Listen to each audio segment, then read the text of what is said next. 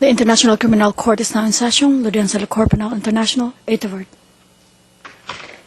Please be seated. Veuillez vous asseoir. Thank you very much. Court officer, please call the case.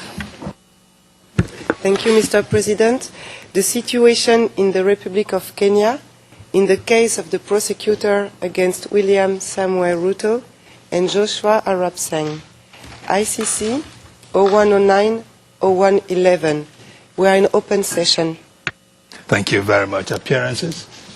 Morning, Your Honours. For the prosecution, appearances remain the same. Good morning, Your Honours. For the victims, our appearance remains the same. Thank you. Good morning, Your Honours. Mr. Sang's team remains the same. Mr. Sang, whose birthday is today, is present. Mr. President, the defence team for Mr. Ruto remains the same. I do note that he's been excused. Announcements. On Thursday, we will be sharing this courtroom with the Ntaganda case for their status conference. That means we will not be sitting during the morning hours. We will, in the course of today, announce a revised schedule for Thursday with the hope of capturing as much as possible lost time. So we will be announcing rather a revised schedule for Thursday in the course of today. We will now render a ruling on the disclosure requests made by the Sang defense and joined in by the Ruto defense. During the hearing on Monday, the 1st of September 2014, the Sang defense complained that they had tried in vain to obtain from the Victims and Witnesses Unit disclosure of the financial assistance that the unit has given to Witness 604. On the 3rd of September 2014, the Sang defense filed their application for disclosure of assistance and benefits provided by the VWU to not only Witness 604, but also to Witnesses 495, 516, and 524, all of whom have been summoned to testify before the chamber by video link.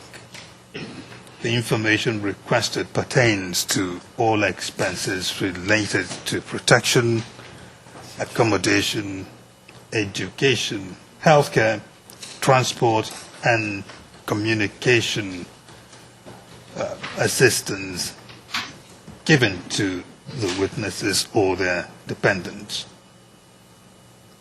The Sang defense requests that the disclosure be made directly to them or to the chamber. The Sang defense submits that the requested information is potentially relevant to the credibility of the witness, thus potentially exculpatory. I should say credibility of the witnesses,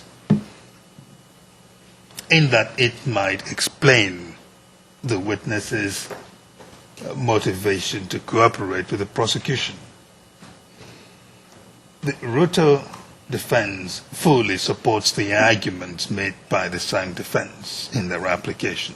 Additionally, the Ruto defense submit that the request is meritorious even as a request for reconsideration of the Chamber's previous decision rendered on the 28th of October 2013 on a similar request for disclosure. According to the Ruto defense, the situation of the 4 witnesses concerned in the current request present new facts or circumstances and compelling new information which warrant reconsideration of the earlier ruling. The prosecution opposes the request, arguing that the Chamber, in its oral ruling of the 28th of October 2013, had already addressed the underlying defense arguments made in the current request. The decision engages a principle of general application also pertaining to other witnesses. Additionally, the prosecution submit that there is no compelling new information warranting reconsideration because the signed defense has not made out a case to the effect that the payments made by the VWU to the witnesses were unreasonable or improper. However, the prosecution suggests that if there is any doubt about the reasonableness of the payments, the information could be provided to the Chamber to enable the Chamber assess for itself the potential of the material to be exculpatory. In its submissions, the VWU stresses that as a neutral unit of the court, it ensures that all allowances and support are provided without regard to the party calling the witness. No consultations are undertaken with any party in the process of determining the assistance that the VWU considers necessary and appropriate for the witness. Further, the VWU submits that it does not, in principle, share details of expenses at the instance of witnesses, as this information could lead to the identification of the witnesses and reveal the working practices of the unit. The VWU offers, however, that they stand ready to make the information available to the Chamber at the direction of the Chamber. The Victims' Council submits that the quantum of assistance provided to each witness and the reasonableness of the assistance has to be assessed for each witness individually if it is supposed to form part of the witness's credibility assessment.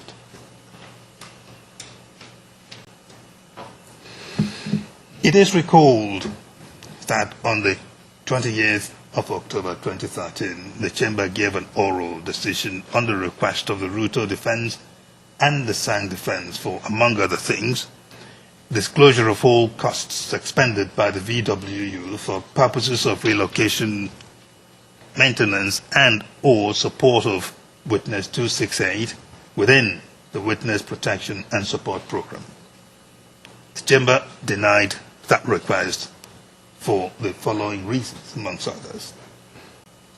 But in the Chamber's view, the probative value of granting the request is outweighed by both the considerations of prejudice and efficiency, not only in relation to the witness, but also the operations of the Victims and Witnesses Unit and the administration of justice in general. Witnesses who come to testify, it is presumed, will have to have sustenance in their lives, whether it is afforded to them on their own or through the instrumentality of the Victims and Witnesses Unit. It therefore does not afford a prima facie indicium of credibility that the Victims and Witnesses Unit has undertaken those reasonable tasks of providing reasonable support and maintenance to a witness rather than the witness doing it themselves, unquote. While the ruling was given in relation to information concerning Witness 268, the general principle set out in the ruling is also applicable to other witnesses. The point of principle here is that the VWU is an independent impartial unit tasked with determining what is reasonable in the expenses required of the court in the protection of witnesses. The reasonableness of the VWU assessment, especially in the new socio-economic context of a place to which a witness has been externally relocated, it's not undermined by the possibility that particular witnesses, perhaps not every witness, may well view the prospect of such assistance or its actual delivery as remarkably impressive, given the circumstances of the socio-economic context from which the witness has been relocated. Whether or not any witness is impressed by the assistance or the prospect of it in that way remains a matter for legitimate questioning by counsel without prejudice to the VWU's assessment as to the reasonableness of the assistance. Of course, the principle applies both to internally relocated witnesses and to externally relocated ones. It may, of course, be argued, as appears to be the case in the matter of this application, that there is little or no apparent prejudice if all that the VWU is required to do is provide the requested information in the manner of generalized figures of the expenses, without their detailed particulars. The Chamber is not impressed by that argument, for to be fit for its intended purpose, the information needs to be appreciated in its full context, and that poses a risk to the witness protection program, a prospect that is not acceptable to the Chamber.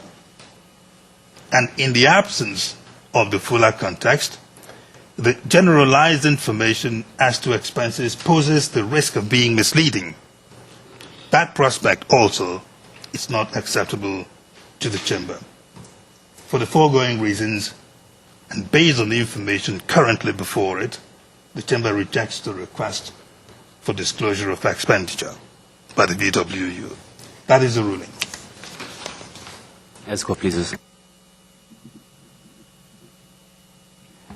Witness, welcome back.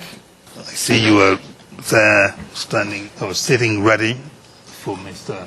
Steinberg to continue. Thank you very much. And Mr. Steinberg will now continue his examination in chief.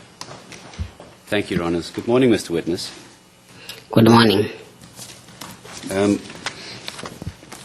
I'd like to continue just examining circumstances surrounding your attesting to the affidavit on the 11th of August this year. And I'd just like to get some background, please. Is it correct that you were due to travel to The Hague to testify, or travel to The Hague on the 2nd of June this year to testify during an earlier session of this court?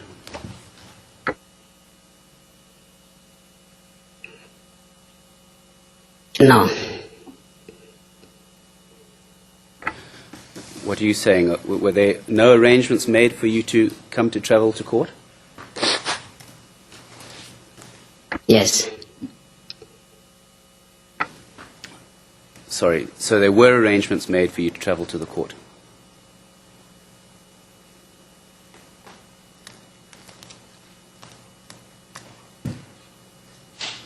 You are talking of 2nd June.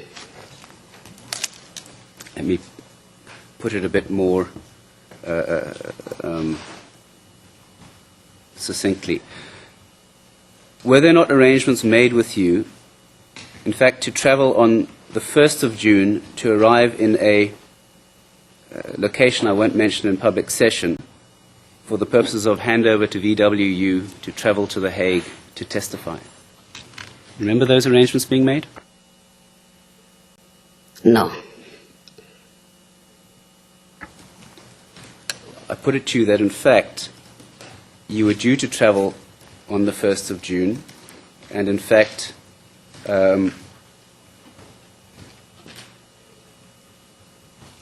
as late as the 28th of May, you confirmed that you would be traveling for handover to VWU to come and testify, but that you never arrived. Mr. Steinberg, can you break it up? You're cross-examining the witness, and that is overloaded with As the court pleases. more than one proposition. While you think about breaking up that question, 1 minute, I understand that Mr. Mutai, you had put in a request to address the chamber. Is that the case? Yes, Mr. President. At what point were you hoping to do that? Mr. President, I was a bit unhappy about the kind of questions my landed Let's not get into your submission now. I'm saying, is this something that can wait a while? Mr. President, I am prepared to be guided by the court, but if it is something that my learned friend does not bring up again, I would not let it rest. All right, well then in that case, let's proceed and see if at any point you feel a need to come in and submit. Let me know. As it pleases the court, Mr. President. Thank you. For now, let's proceed with Mr. Steinberg's question. Thank you, Your Honours. I do observe, of course, I'm not sure which areas it is my learned friend has concerns about, so I'm unable to be guided without that information. But Keep going with your question. He will let us know. as the court pleases. I put it to you, Mr. Witness, that in fact arrangements had been made for you to come and travel to The Hague to testify during the June session this year. You dispute that?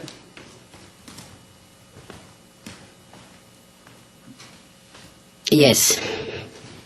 And in fact,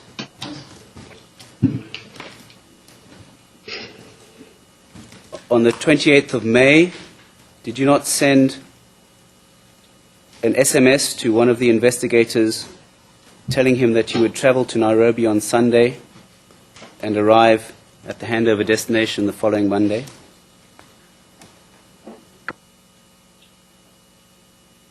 No, I don't remember. Well, is this something you might have done and you've forgotten, or do you dispute that anything like that ever happened? I really don't remember sending an SMS on May. Well, if, as you say, no arrangements had been made for you to travel to The Hague, I presume there's no reason, would be no reason for you to send such an SMS, would there? Yes. I see.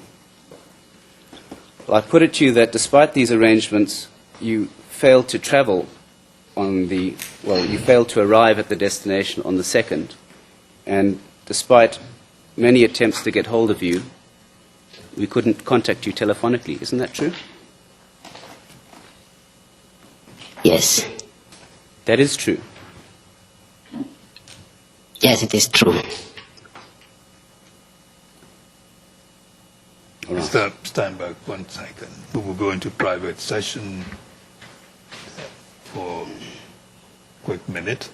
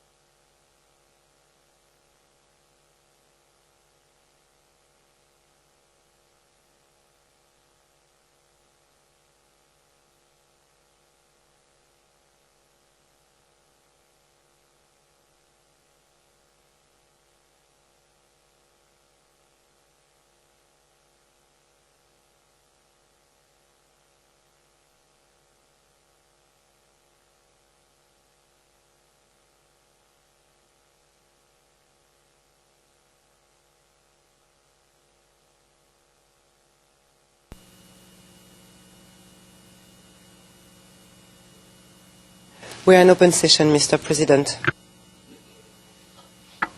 Thank you, Your Honour.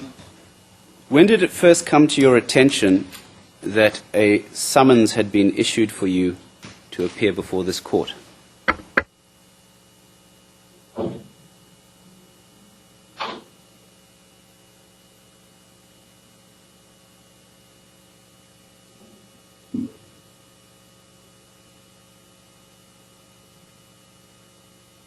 It was August this year. And how did that come to your attention? I read it in the newspaper. Could it perhaps have been sometime in July that you found out about this?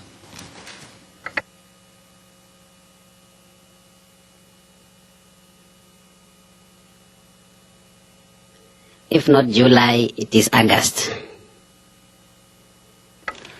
And when you found out that the summons had been issued for you, is it correct that you then made contact with the OTP again, with the prosecution? Yes, I made.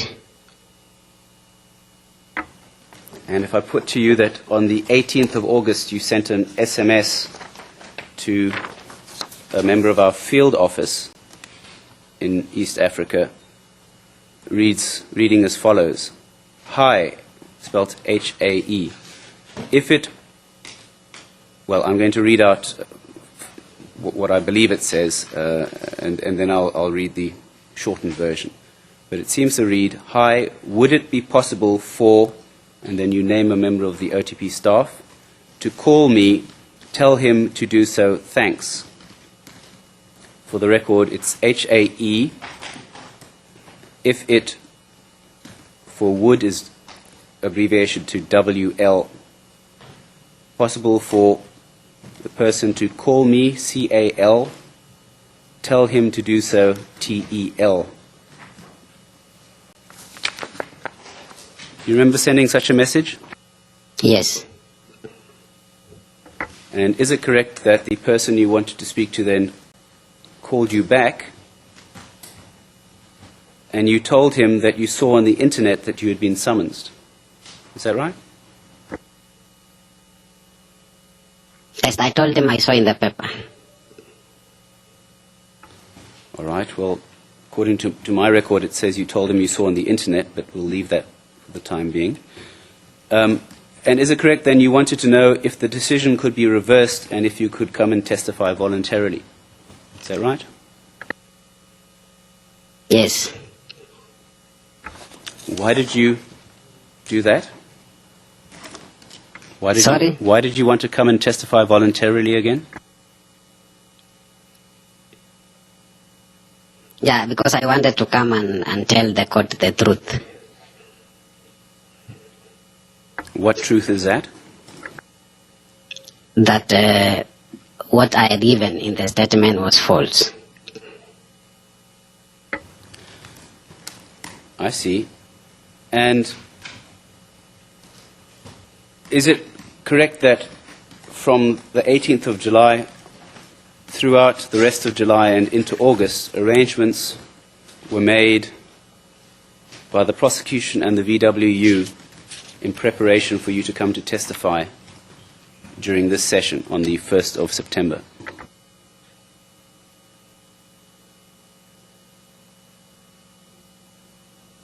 Yes. And is it correct that up until the 8th of August, you had been in contact with members of the prosecution and the VWU, and you hadn't indicated to them any problem about coming to testify? Yes. And you hadn't made any mention about the fact that any of the evidence you'd given in your statements was false? Yes, I had not told them. So you just told the court that you wanted to come and tell this chamber the truth as of the 18th of July. But yet, when you were due to travel on the 10th of to meet VWU on the 10th of August in order to travel to The Hague. You didn't arrive. What made you change your mind?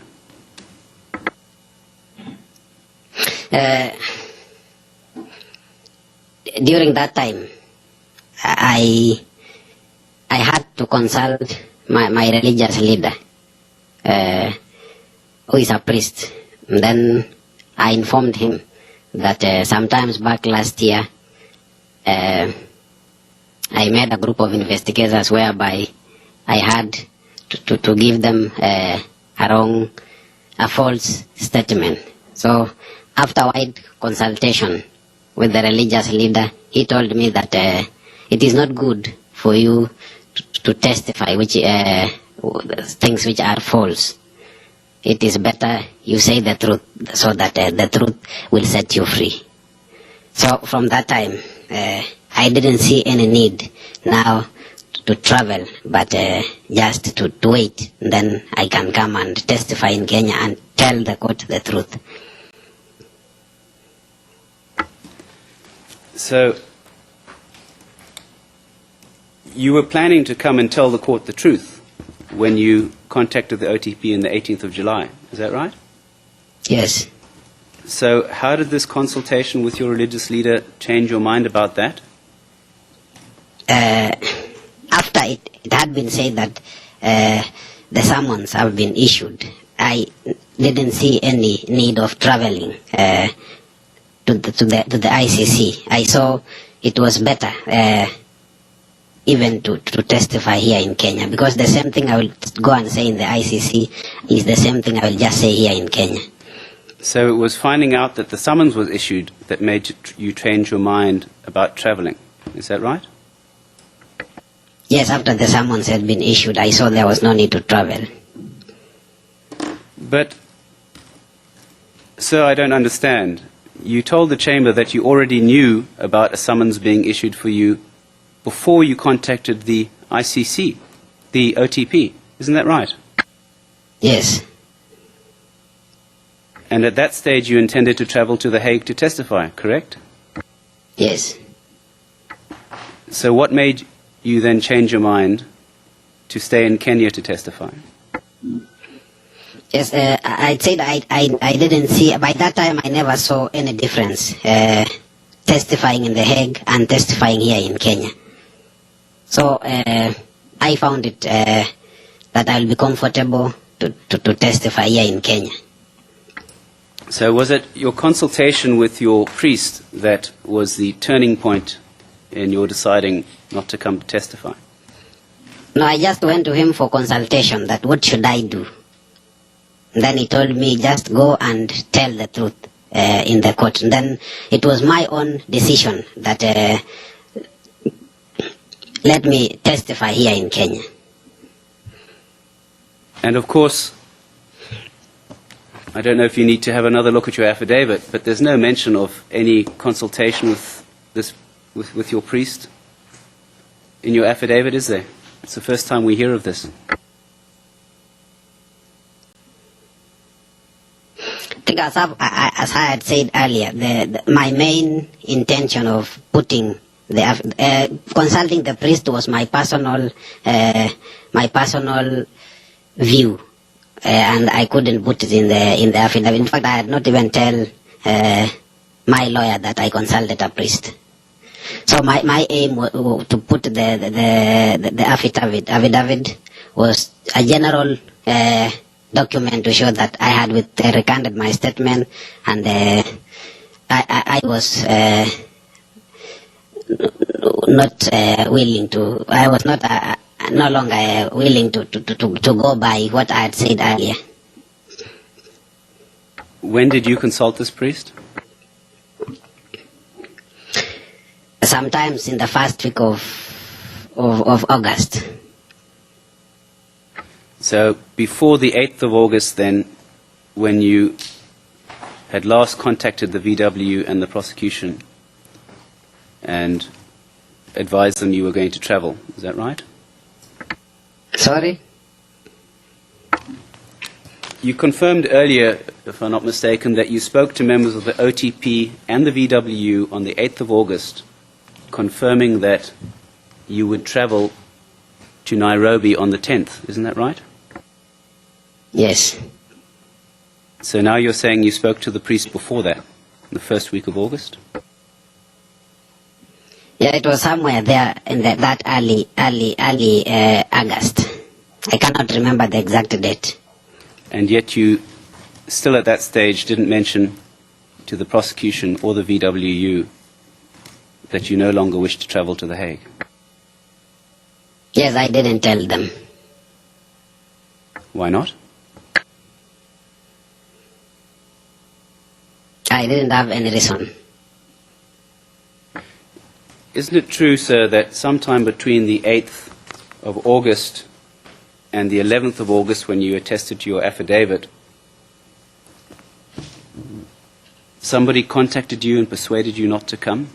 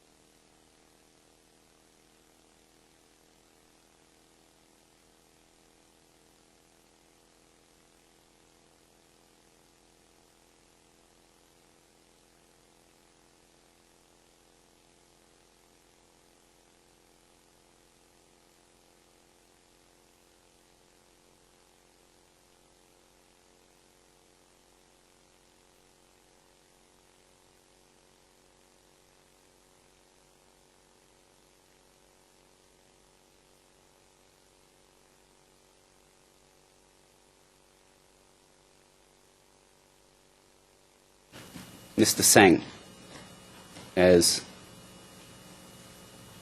stating things on the radio that might be involved or might have led to violence. Can you take that question again, look at it, and Yes. is that what you wanted to ask? Perhaps.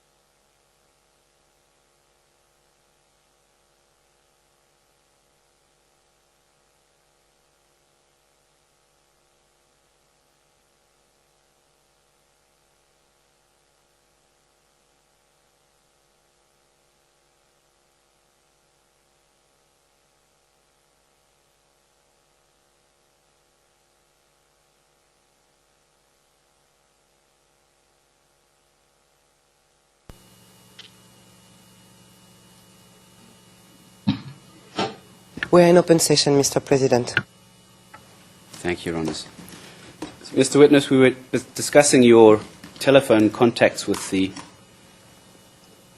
prosecution prior to your meeting on the 6th of July 2013.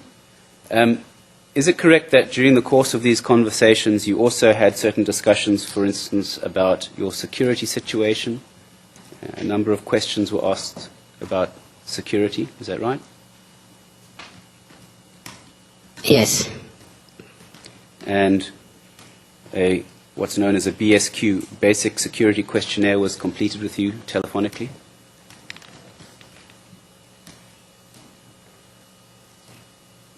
Correct?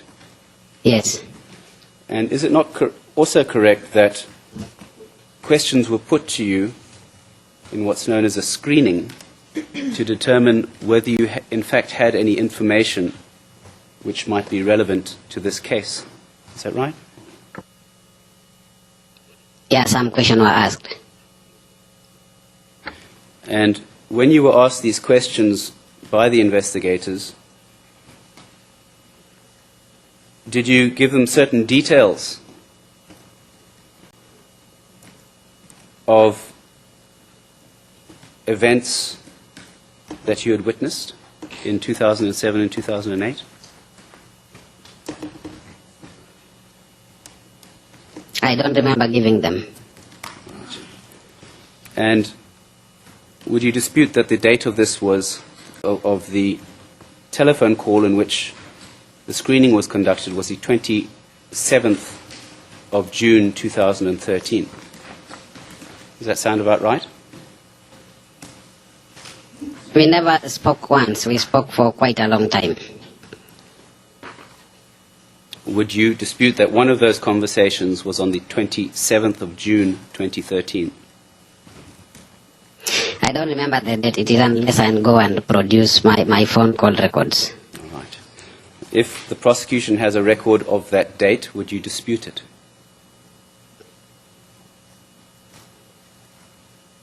I can't say anything unless I produce mine.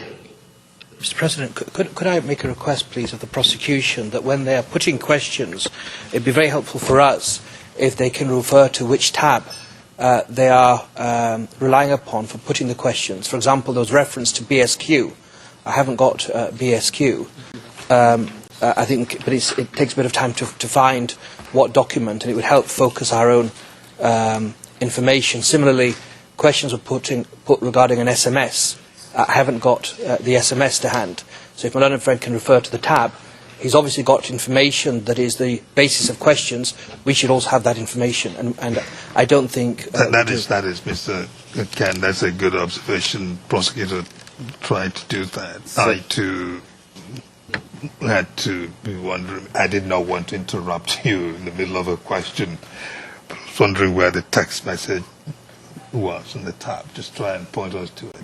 Certainly. Your Honours, the text message is contained in an investigator's report, which is at tab 65. We can move on now, but yes, well, for other questions based on something that's on your bundle, as the try court and point pleases. us. But, Your Honours, for future readers of the record, I may just say that the ERN is KenyaMOJA 01380501. The basis of my current questioning is to be found... what's the screen at? Well, the ERN I'll read out in the meantime is KenyaMOJA 01060965. I've just lost my place, but which was it? Screen at?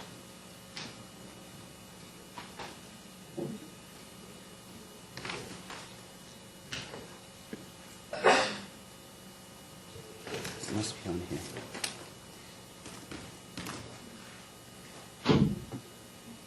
There. Tab 34, Your Honours. Your Honour, I think in our binder it's 24, but I'm not sure. Your Honours, I do formally ask for disclosure of the SMS. We've seen the prosecution in other cases take photographs of SMSs and preserve them. I haven't, although my learned friend's point is that it's included in the investigator's note. The complete SMS has not been read into the record. I think it should have been, but at the very least, as it's the basis of question that's put to impugn the credibility of a witness, we say we're entitled to that disclosure, and I formally request disclosure of that SMS without delay. Your Honours, the SMS was sent not to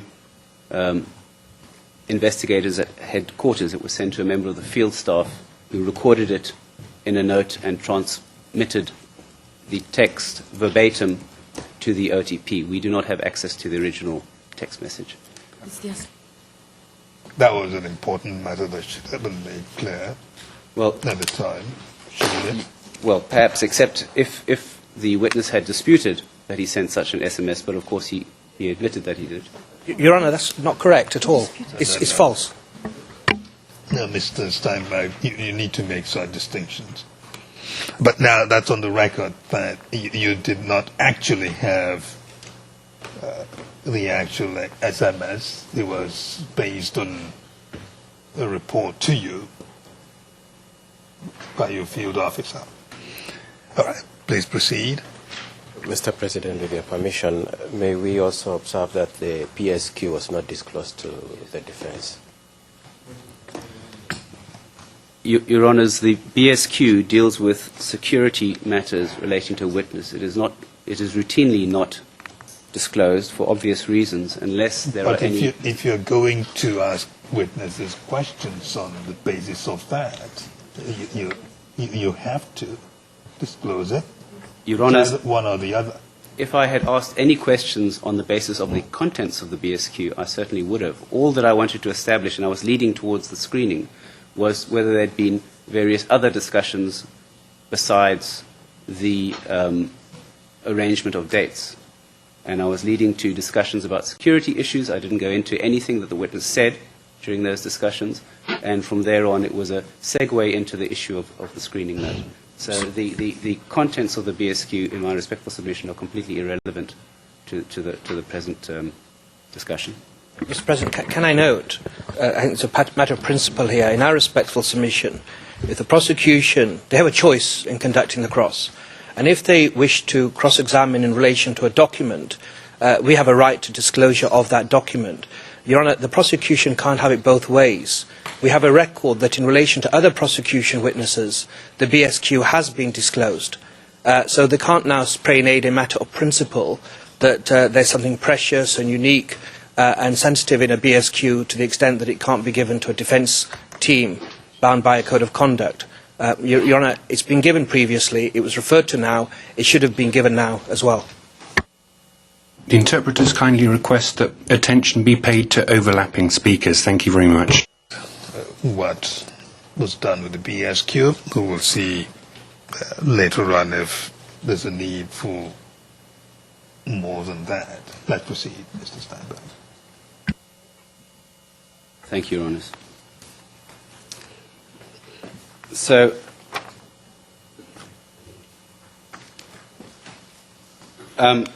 regardless of the exact date of the screening conducted with the prosecution, you won't dispute that it was before you met the two investigators we've been discussing on the 6th of July. Is that correct?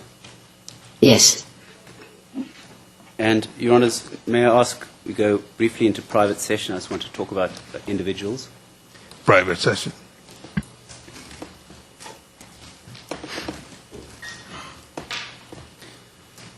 When you, just an introductory question. When Mr. you, Steinberg, please. sorry.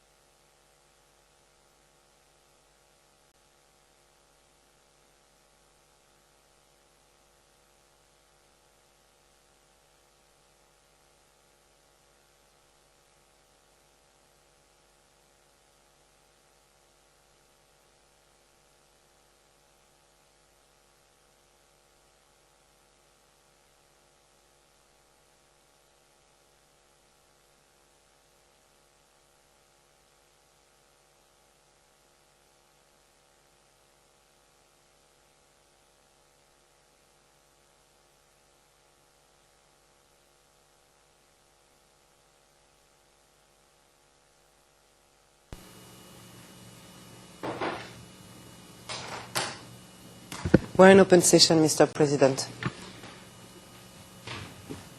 Mr. Witness, you've, while we were in private session, told the chamber that, in fact, the two investigators who spoke to you during the telephone screening at that stage had asked you to give evidence fixing the two accused. You confirm that? Yes. My question is, why is it that a few moments ago, when I asked you quite clearly whether the first time you were asked by OTP investigators to fix the two accused was when you met them on the 6th, why did you confirm that if in fact there had been a previous request?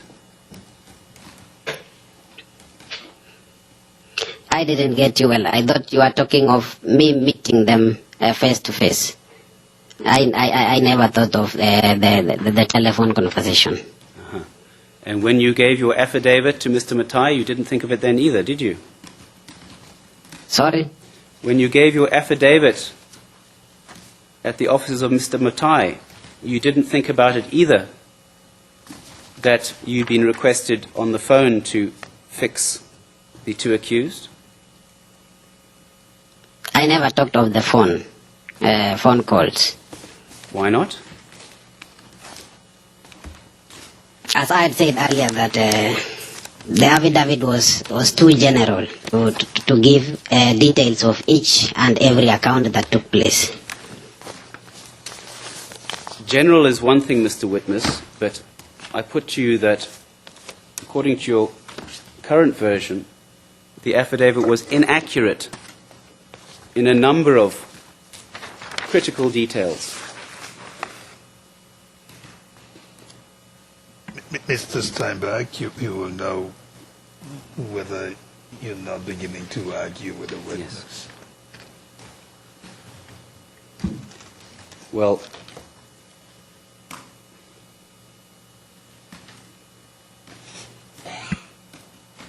all right. Let me move on, Your Honours. Now, during this phone screening, do you recall telling the investigators about the Harambee in Kaptabi school around the 19th of November? Did you mention that?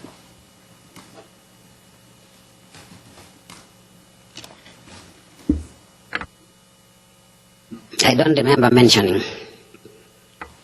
If it's recorded in the notes of the investigators, would you accept that this is something you might have told them about? Sorry? If the investigators have made a note of what you told them, and that note includes the fact that you believe in November, possibly around the 19th, you attended a fundraiser, brackets Harambee, at a school in Kaptabi, near Turbo, would you accept that that is something you may have told the investigators?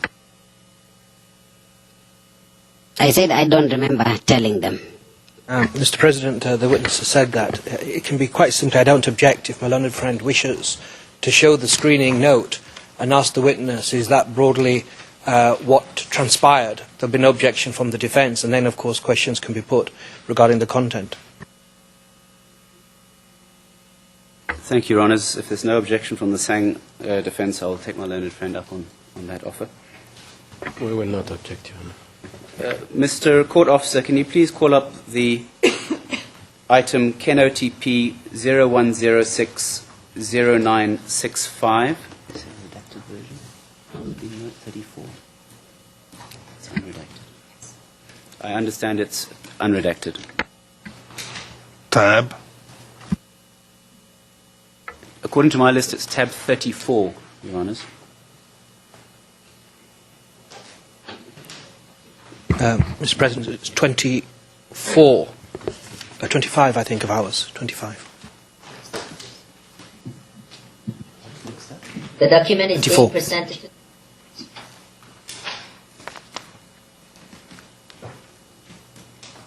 So, may I just inquire from Your Honours, there seems to be a discrepancy in the tabs. I'm not sure if they've been mixed up or if they were incorrectly tabulated.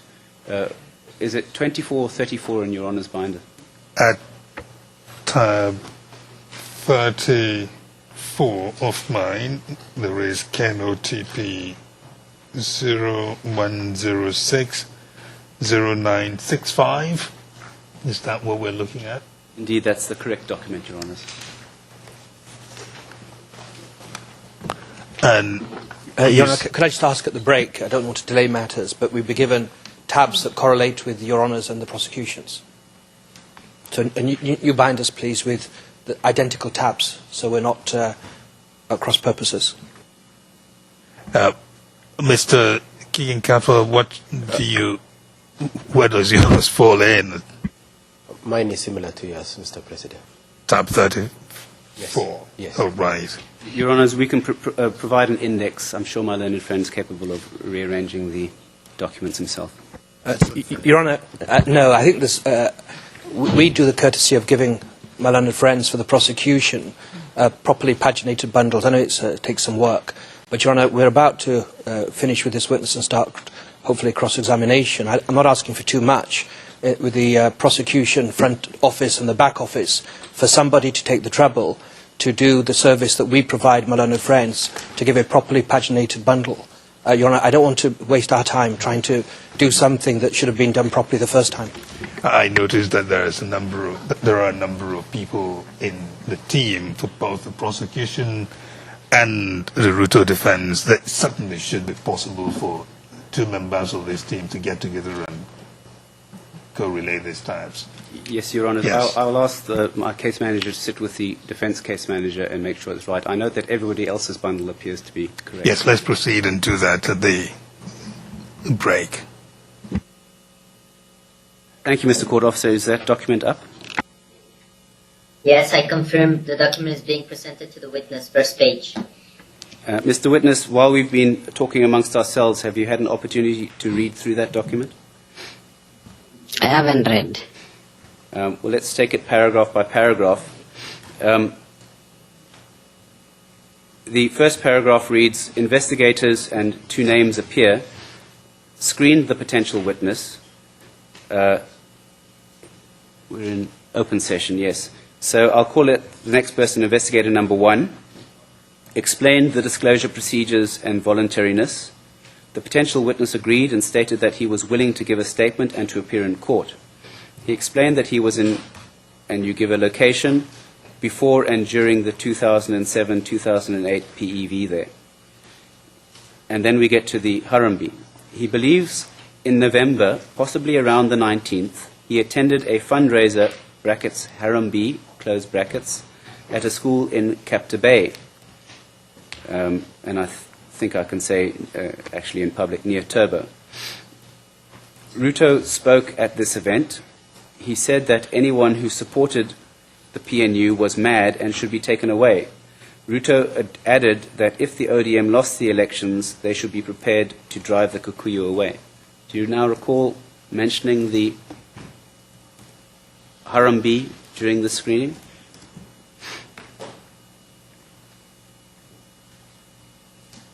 I don't remember. All right. You go on to say in the next paragraph, in December 2007, he attended an ODM rally in Turbo. Ruto was one of the speakers. Do you remember telling them about that? I don't remember. All right. 2 paragraphs down at the bottom of the page, you state about a week before voting day, you attended a meeting at Ruto's house. Do you remember telling them about that? I don't remember. Mr. Court Officer, please call up the next page, 0966.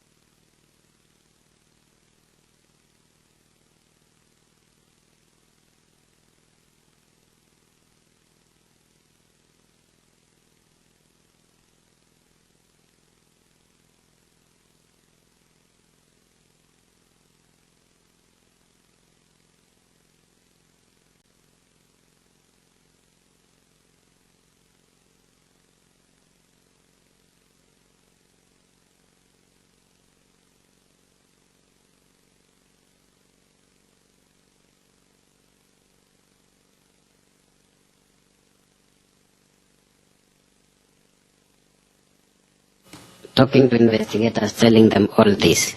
All right. I'm now asking you about this pamphlet. Did you ever have a pamphlet in your possession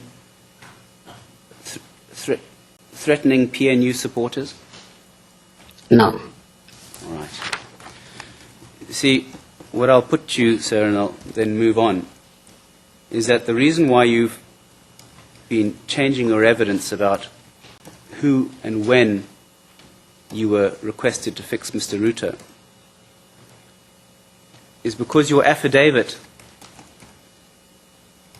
made at Mr. Mutai's office cannot explain the fact that as early as the 27th of January, beg your pardon, 27th of June 2013, you had already given important details of your version to the investigators.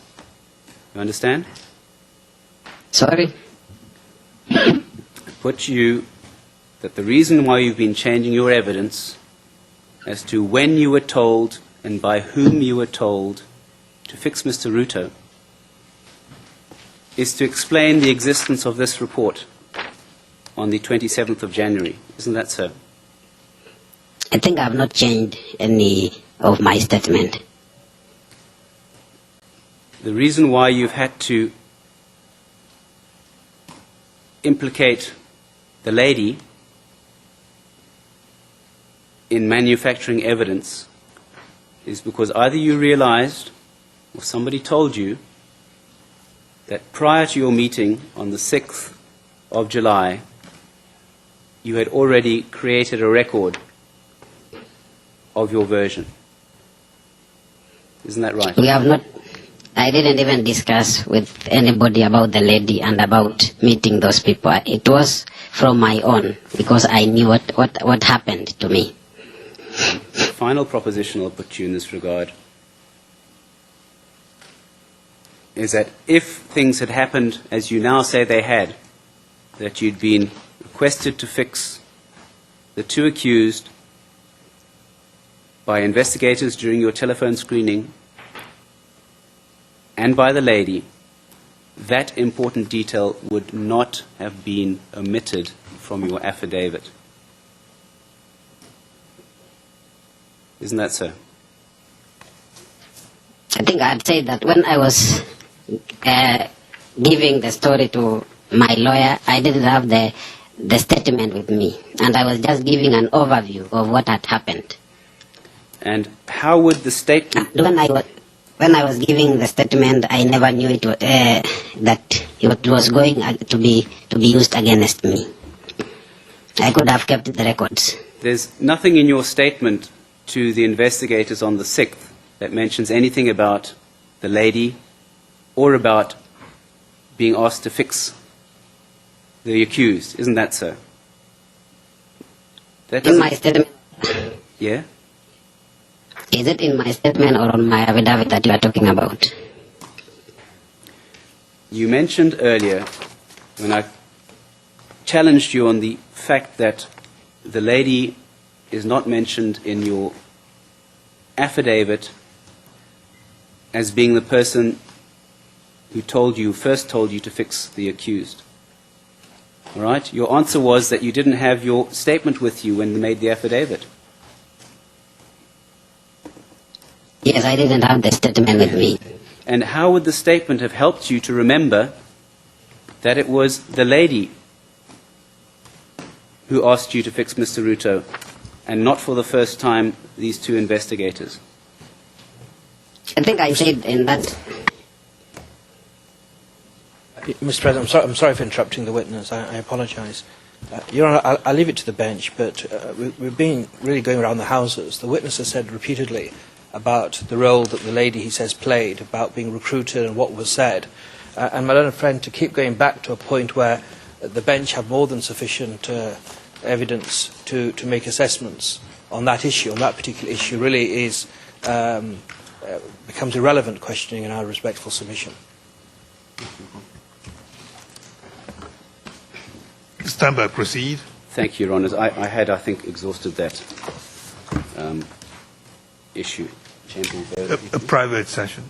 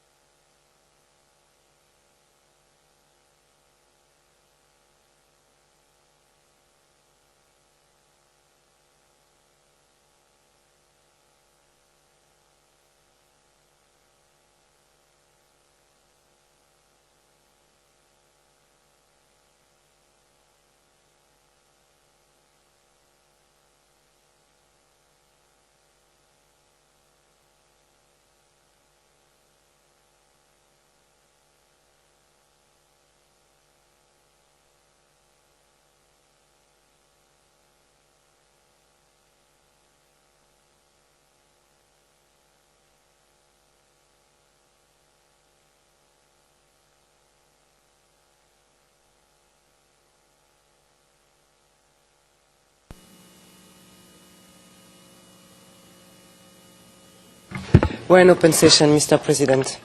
Thank you. And we will take our morning break now, and we will come back in 30 minutes. The witness, you're still on the witness seat, and you'll rejoin us in 30 minutes. Okay, thank you. Court will rise. All rise. We will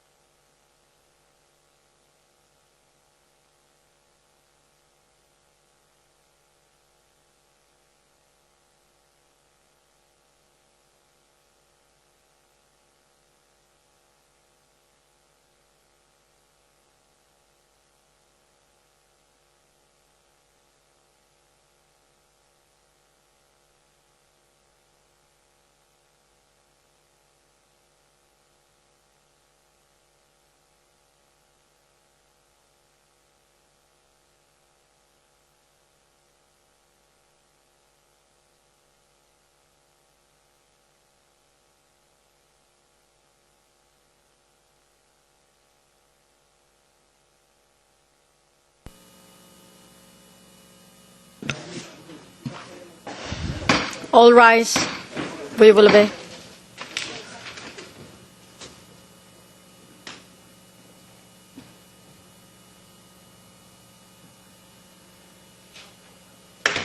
Please be seated. Pueblo Seswa.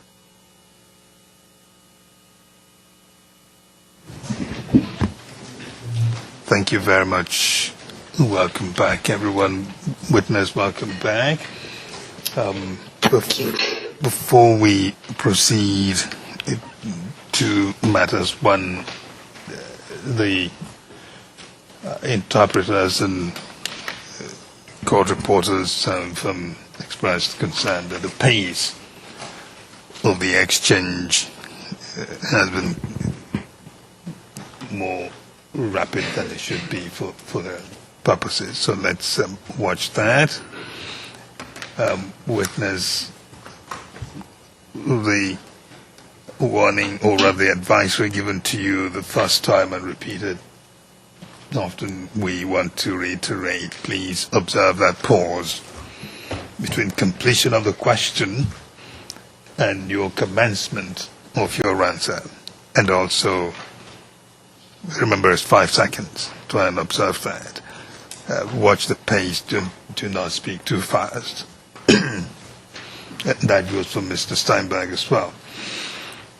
Many thanks from the interpreters and court reporters. Concerns our schedule for Thursday. As I indicated earlier, we will yield the courtroom for the Ntanganda case, inevitably, because Judge Fremer is the presiding judge in that case, so he cannot be in two cases at once. So we will yield the morning of Thursday, and to make up for the lost time, we will.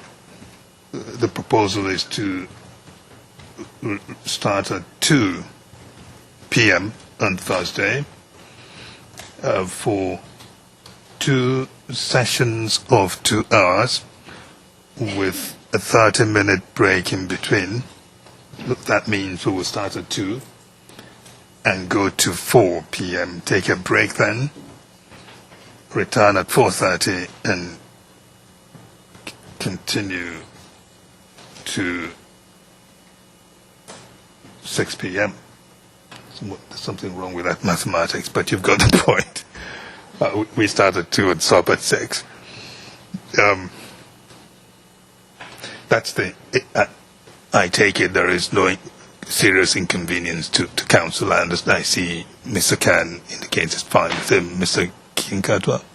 It's fine with me. All right. Then, Mr. Prosecutor? We're available, Your Honor. Thank you very much. And Mr. Naratan, thank you. Yes, so that is what we will do on Thursday. With those announcements out of the way, Mr. Steinberg, please continue with your now cross-examination of your witness, and you will go until...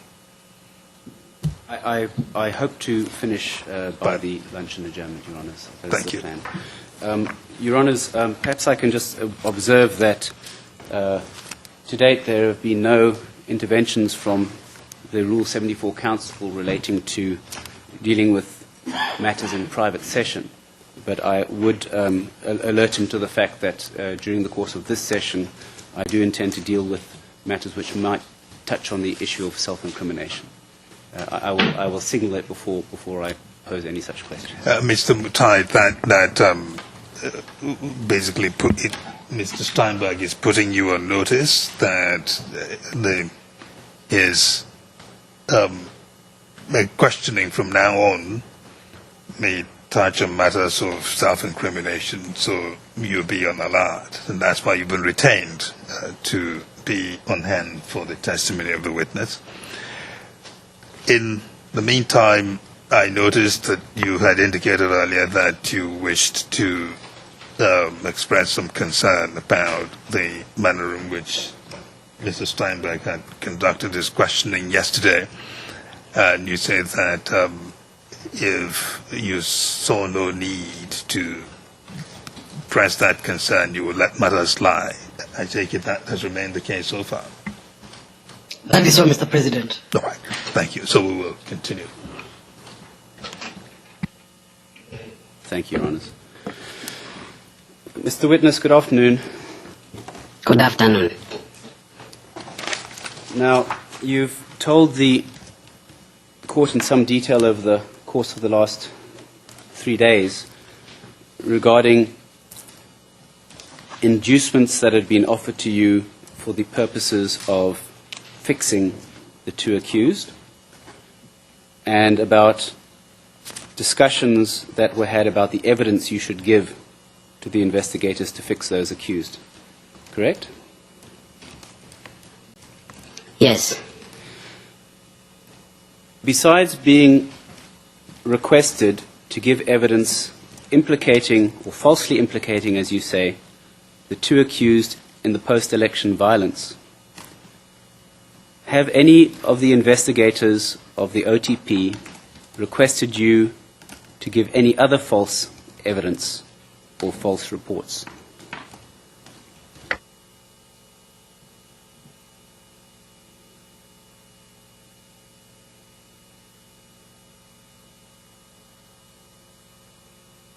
I don't remember.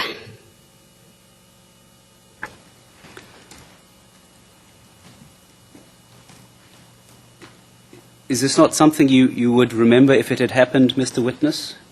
If an investigator had asked you to lie about something else besides what's contained in your first statement?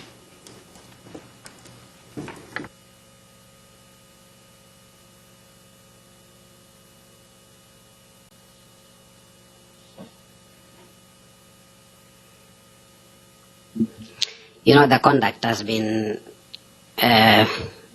quite for some time, so I may not remember everything that took place. I see. Can you recall having made reports to investigators relating to issues of witness interference, witness tampering?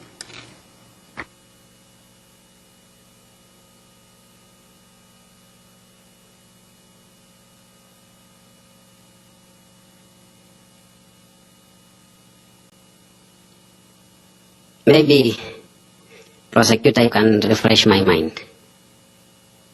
All right, I'll come to that. But let me ask you one more introductory question. Besides the investigators whom you say spoke to you at the screening and asked you to fix the accused, and besides the investigators who met with you on the 6th and you say asked you to fix the accused, can you recall whether there were any other investigators or any other persons from the OTP who had induced you to give false evidence?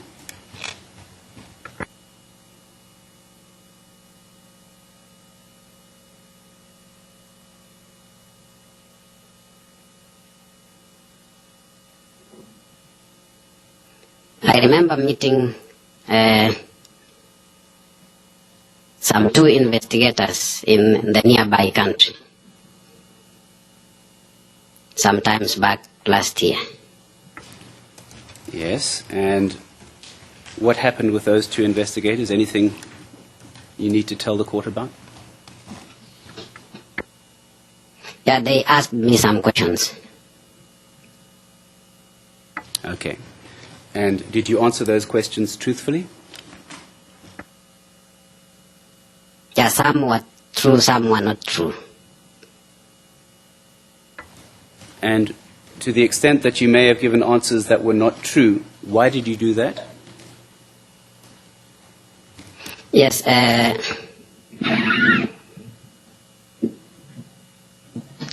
prior to me going to meet the 2 investigators, we were still communicating with my mentor, and my mentor, I mean the lady who recruited me.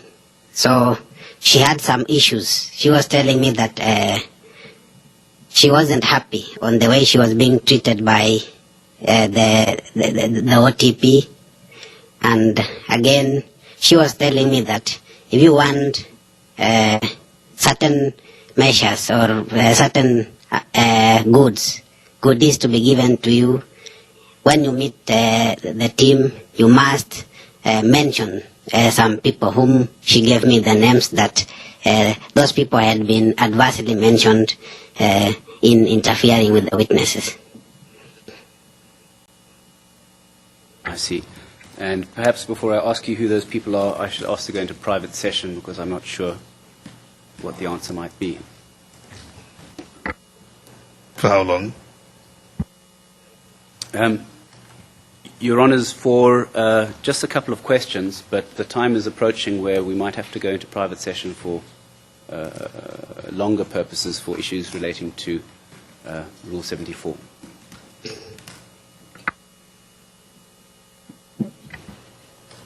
Private session.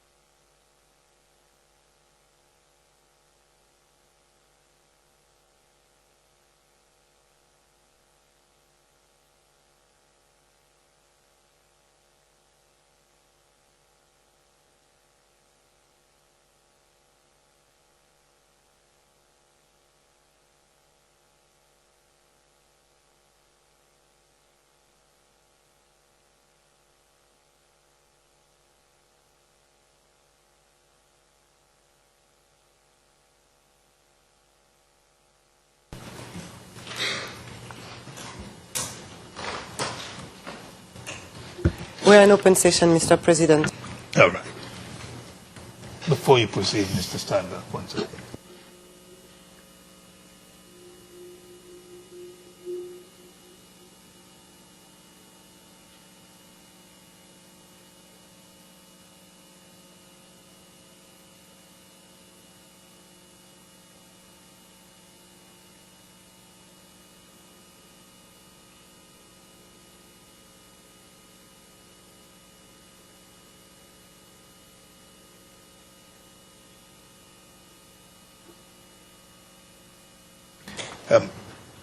Witness, we will have the court officer have you step out for a minute in the ante room. Just for a minute, we want to have some small legal discussion among the lawyers and the judges.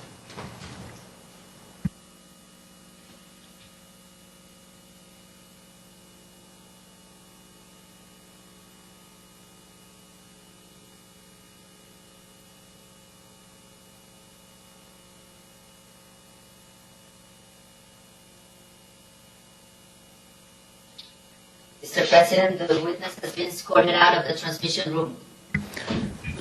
Thank you very much. Mr. Steinberg, this witness was brought to the court, and from the beginning he said that the statement he gave a statement to the prosecutor implicating the accused persons. And then he said he subsequently resiled his statement, saying that part of what he said in the statement was true, others not. On the basis of that, we have proceeded, and the standby counsel had been appointed. What is it about Rule 74 that has become so special in your question? Your Honours, I seek by reference to this statement to demonstrate that the witness, during the course of these proceedings, has been in contact with persons whom the prosecution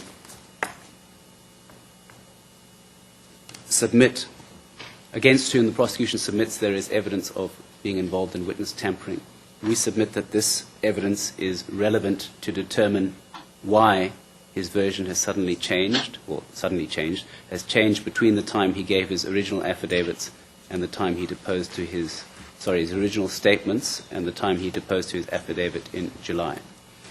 It will also be relevant, Your Honours, we will submit to the court's assessment of the credibility of the version given in his latest affidavit versus the evidence given in his original statements, should the Chamber ultimately agree that those statements may be admitted. We submit that it is most efficient to allow the prosecution to examine all of this evidence at the moment, rather than to have to recall the witness at a subsequent date to testify on these issues, should the issue of the credibility of his original version become an issue. But in the main part, the prosecution submits that all of this will be relevant to his credibility. In the course of this, the witness gives evidence of the fact that he was approached by certain of the alleged tamperers, and on behalf of those tamperers conveyed messages to another witness, are we in open session? Yes. The lady who has been mentioned earlier. And in the course of this, he may have implicated himself in offences under Article 17. Was that not covered in the guarantees given the witness earlier, that whatever he said may not be used against him in any directly or indirectly, in any subsequent prosecution against him or any such effort, with the exception of 70 sub 1A and B, that pertain to giving the court full testimony while on the stand? Your Honours, indeed it was, but the undertaking is an undertaking of the OTP in this court. No undertaking that this prosecution gives can be binding on, for instance, the Kenyan government. So there is a combination of protection offered by Rule 74, and the combination is an undertaking that the prosecution should not use this evidence to prosecute the witness, but also that the information should not be disclosed publicly, including to other authorities who might wish to use the information. Now, we're in public session at the moment. I don't want to say too much more, but the point is that evidence that might incriminate the witness should be given in private session and should be subsequently placed under seal by the chamber. All right. We don't need to have any extended debate on that. We just wanted to know the direction of the prosecutor's questioning and why he posted that signed post to this part of his questioning. The witness may be brought back here. Mr. President, I'm not going to address the article of the issue of 74, given Your Honour's ruling on the issue. I would say that, given my learned friend's Brea's submission, in my respectful submission, and it's a strongly held position, before we get into that, there is an ethical obligation on the prosecution to seek to controvert the initial account of the witness, by objective evidence or otherwise. Your Honour, there's been no attempt by my learned friend, despite all these submissions of declaring the witness hostile, to even attempt to do that. We're dealing with a by-alley of allegations, and this assertion the learned friend has said now, we are getting more and more tenuous arguments, we say, from the prosecution. Your Honour, that can be put. It can be put at the proper time, but surely there's an obligation first to deal with the veracity of the original account. And the prosecution, who've been investigating this case for 4 years, surely we say they must have some objective evidence to show that the first account was true and not a pack of lies, as the witness says. And that should be done before we go on to this sideshow that the prosecution are trying to put centre stage. Your Honour, there's been no attempt by the prosecution to do it. We say it's necessary. Well, Mr. Ken, we will not engage in that debate at this time. We believe that it is a matter upon which you can make submissions at the right time. Your Honour, I'm great. The only reason I raised it, my learned friend said he had a very smoking gun, and I'm yet to see a whisper of smoke. I'm sure you'll be sitting by waiting for it. Eagerly. We will now bring back the witness and continue.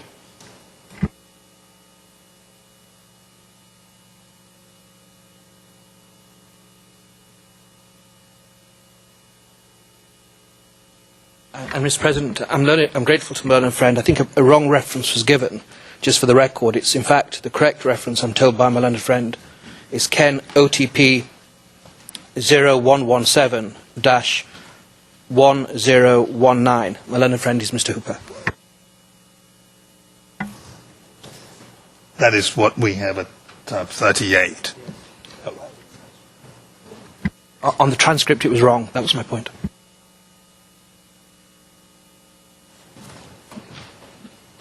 Mr. President, the witness is back in the transmission room. Thank you very much. Witness, we just had a little discussion with the lawyers about the procedural matter, and Mr. Steinberg will continue his questions of you. Welcome back.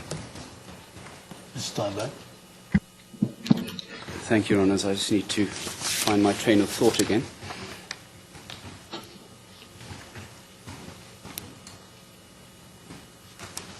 So, Mr. Witness, you told the Chamber that prior to meeting with the OTP investigators, or with 2 OTP investigators in November 2013, you had certain discussions with the lady.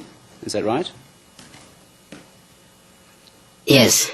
And the lady told you that if you wanted to get benefits, you had to mention the names of various people who were implicated, it seems.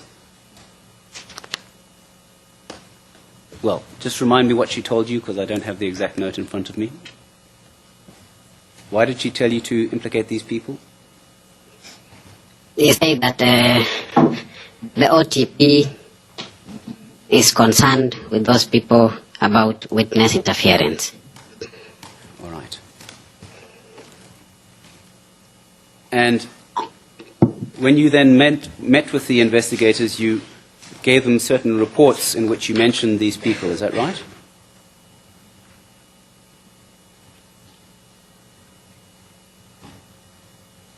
Yes, I gave them.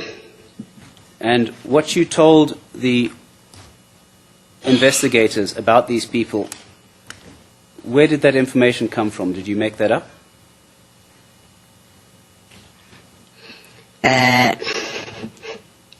The lady told me that she has been speaking with people who are within the country, and they had given him some information. Of what that information is now. She said that it was very hard for her to relay the message to the prosecution because she was not allowed to talk or to speak with people who are within the country. So she told me that it was better for you, since you are inside the country, when you go there, you just go and say, I've seen this and this.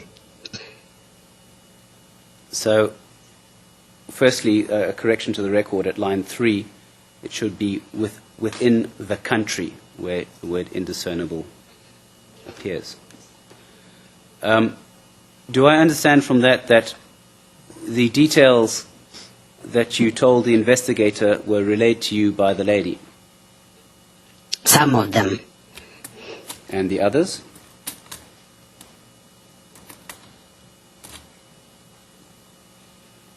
What about other details? You say some of them. Where did the other details come from? Maybe I could request to go over that report just for a while. Certainly I can give you that opportunity. You can't recall, as you are sitting there, where you might have got other details from that weren't told to you. Sorry, that I'm not finished. That weren't told to you by the lady.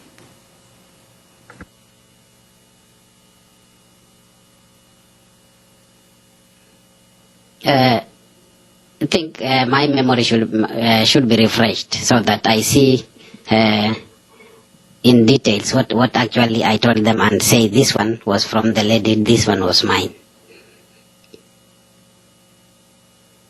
Court will bear with you for one moment, please.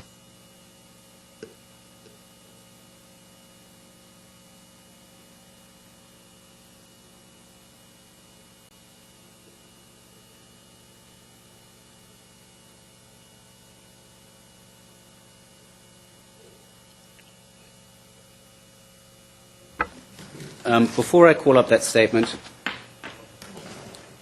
I just want to understand you correctly. Is it your version that basically you and the lady conspired to provide false evidence to the OTP in order to get greater benefits? Is that what you're telling us? Sorry, maybe you can repeat the question. I never got it well. Yes. Is it correct from what you told the court that you and the lady, let me use a simpler word,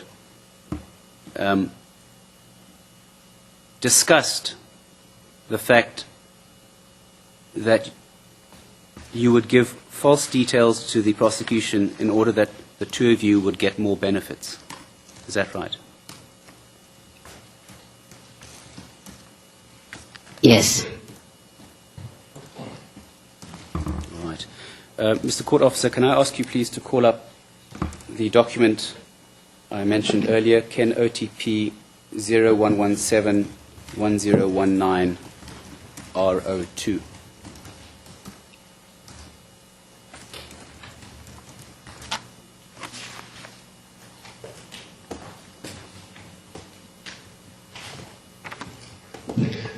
The first page of that document is being presented to the witnesses.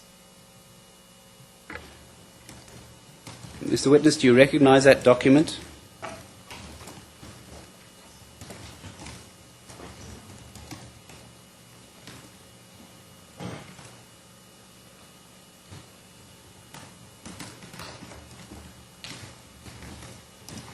Yes. And you confirm it's your name that appears in typed font at the top left and your signature at the bottom of the page? Yes. And can we call up the last page, please, Mr. Court Officer, page 1027?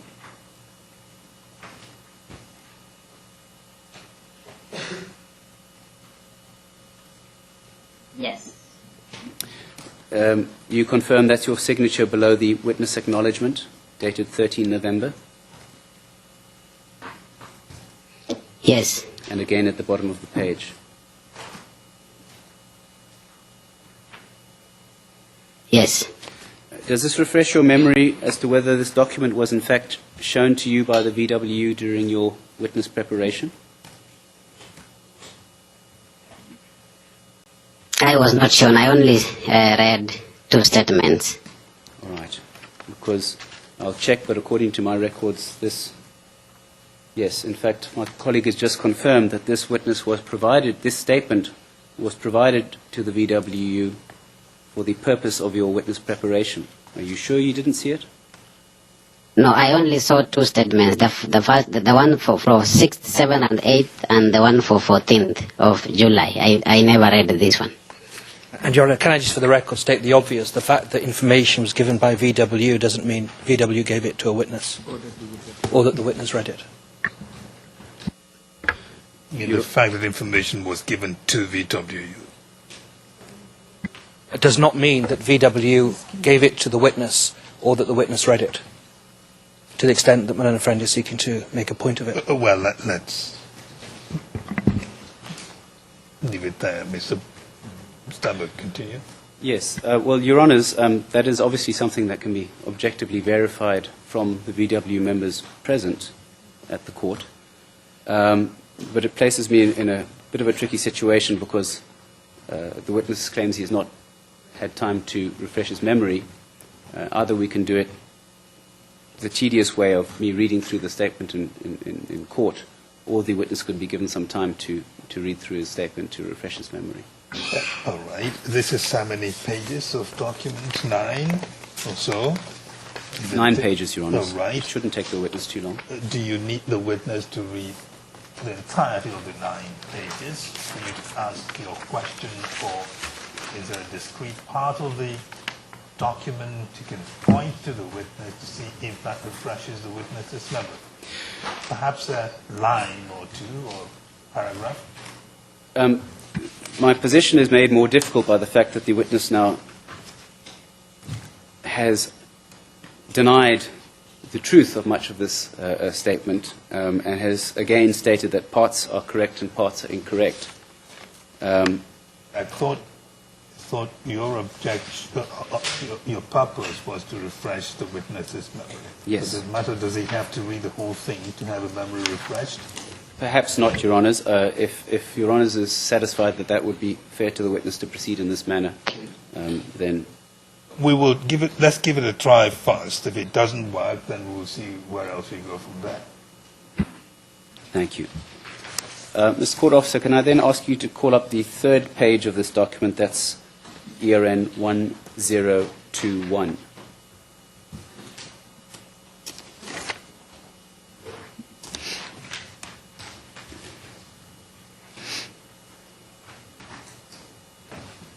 The page is being displayed at paragraph 10 onwards. Yes. Your Honours, I'm going to have to ask some questions which may be identifying of the lady. May I ask that we go into private session, probably for no more than 3 or 4 minutes. Private session.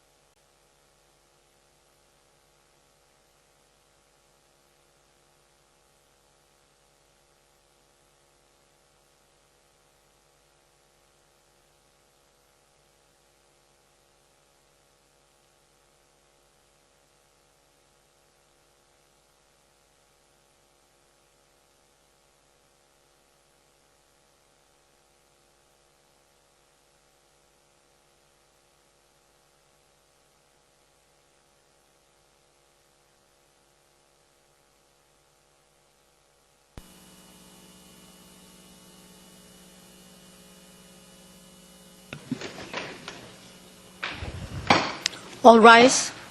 Veuillez vous lever.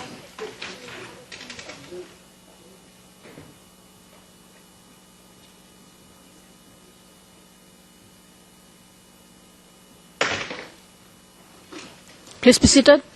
Veuillez vous asseoir.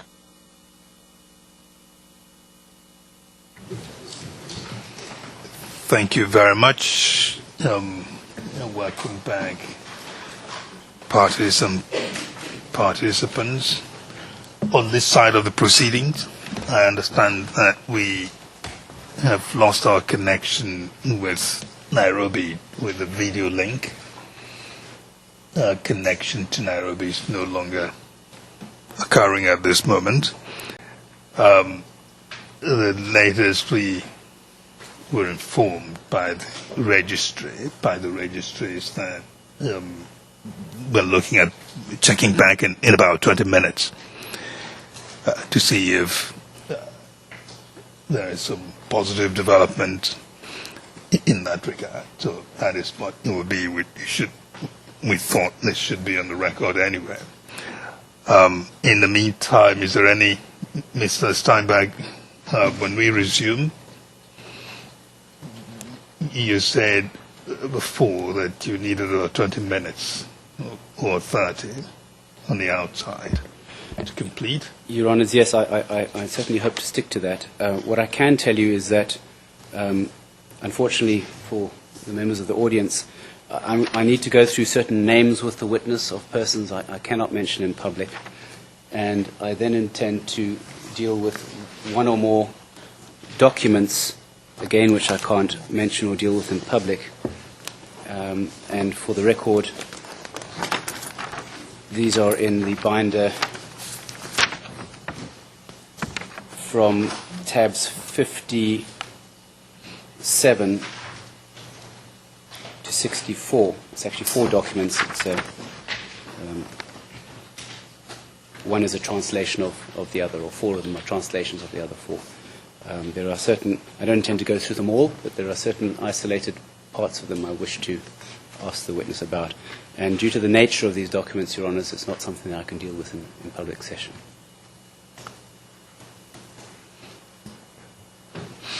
To what extent, I noticed that you haven't used the PIS much. And to what extent might it be possible to use PIS in order to reduce the incidence of excluding the public? Your Honours, proceedings? I have not used PIS for a variety of reasons. Firstly, because the evidence of this witness has not gone according to the normal progression of prosecution witnesses. Secondly, because there are the technical difficulties that we can only show one document at a time to the witness. But the third reason which causes me problems now is that the names I wish to traverse with these witnesses are names of persons of interest to the prosecution, but not necessarily names of people that are mentioned by him in his statements and therefore are contained on the PIS. One thing, Your Honours, that we could profitably do to use this time is to deal with the admission of certain documents that the prosecution has already dealt with. This is a matter I was going to do at the end of the testimony, but since we have 20 minutes to spare, it may be that we could profitably use that time to deal with the admission of certain documents I have already referred to. I'm in the court's hands. So you did mean to tender some documents. You remember that our preference was always to do it at the point of reference to those documents, yes, in order to avoid confusion in future. Yes. I apologize for that, Your Honour, but as I've said, the progression of this witness's evidence has not gone according to the normal process of leading on a document and then handing it in. All right, we will then do that. The note passed up to me by the court officer indicates that it seems that the difficulty on the other end of the video link has to do with power supply issues. And at the moment, again, there is no indication when precisely the difficulty might be resolved. Be that as it may, you may proceed with tendering the materials you had in mind. Thank you, Your Honours. I intend to first request for the admission of the 3 affidavits of the witness that have been referred to during the course of this testimony. I can indicate at this stage that the purpose... 3 affidavits? Yes, Your Honours, I will refer to them. There is, he has identified 3 affidavits, statements. I see the confusion. The 3 statements of the witness. I will also come to the affidavit. The 3 statements are Ken OTP 01090019, and that is his first statement to the OTP dated the 6th to the 8th of July 2013. Your Honours, I can indicate that for present purposes, the purpose of the admission of this document is limited to the issue of the credibility of this witness. This is a document which has been referred to extensively during the course of his evidence, and should this matter ever come before an appeal court, or any other person trying to make sense of this record will not be able to do so without references to that document. At this stage, the prosecution does not request the document be admitted for the truth of its contents. The prosecution has, however, signaled that it intends to do so in due course. References have been made to Rule 68. As my learned friend for the Sang defense points out, Rule 68.2 refers to the admission of documents relating to witnesses who are not before the court. 68.2d refers to people who have either not testified or, having testified in the past tense, have disavowed material portions of their statement. So, upon my reading of Article 68, or Rule 68.2, this is something which will normally be done after the witness has finished testifying.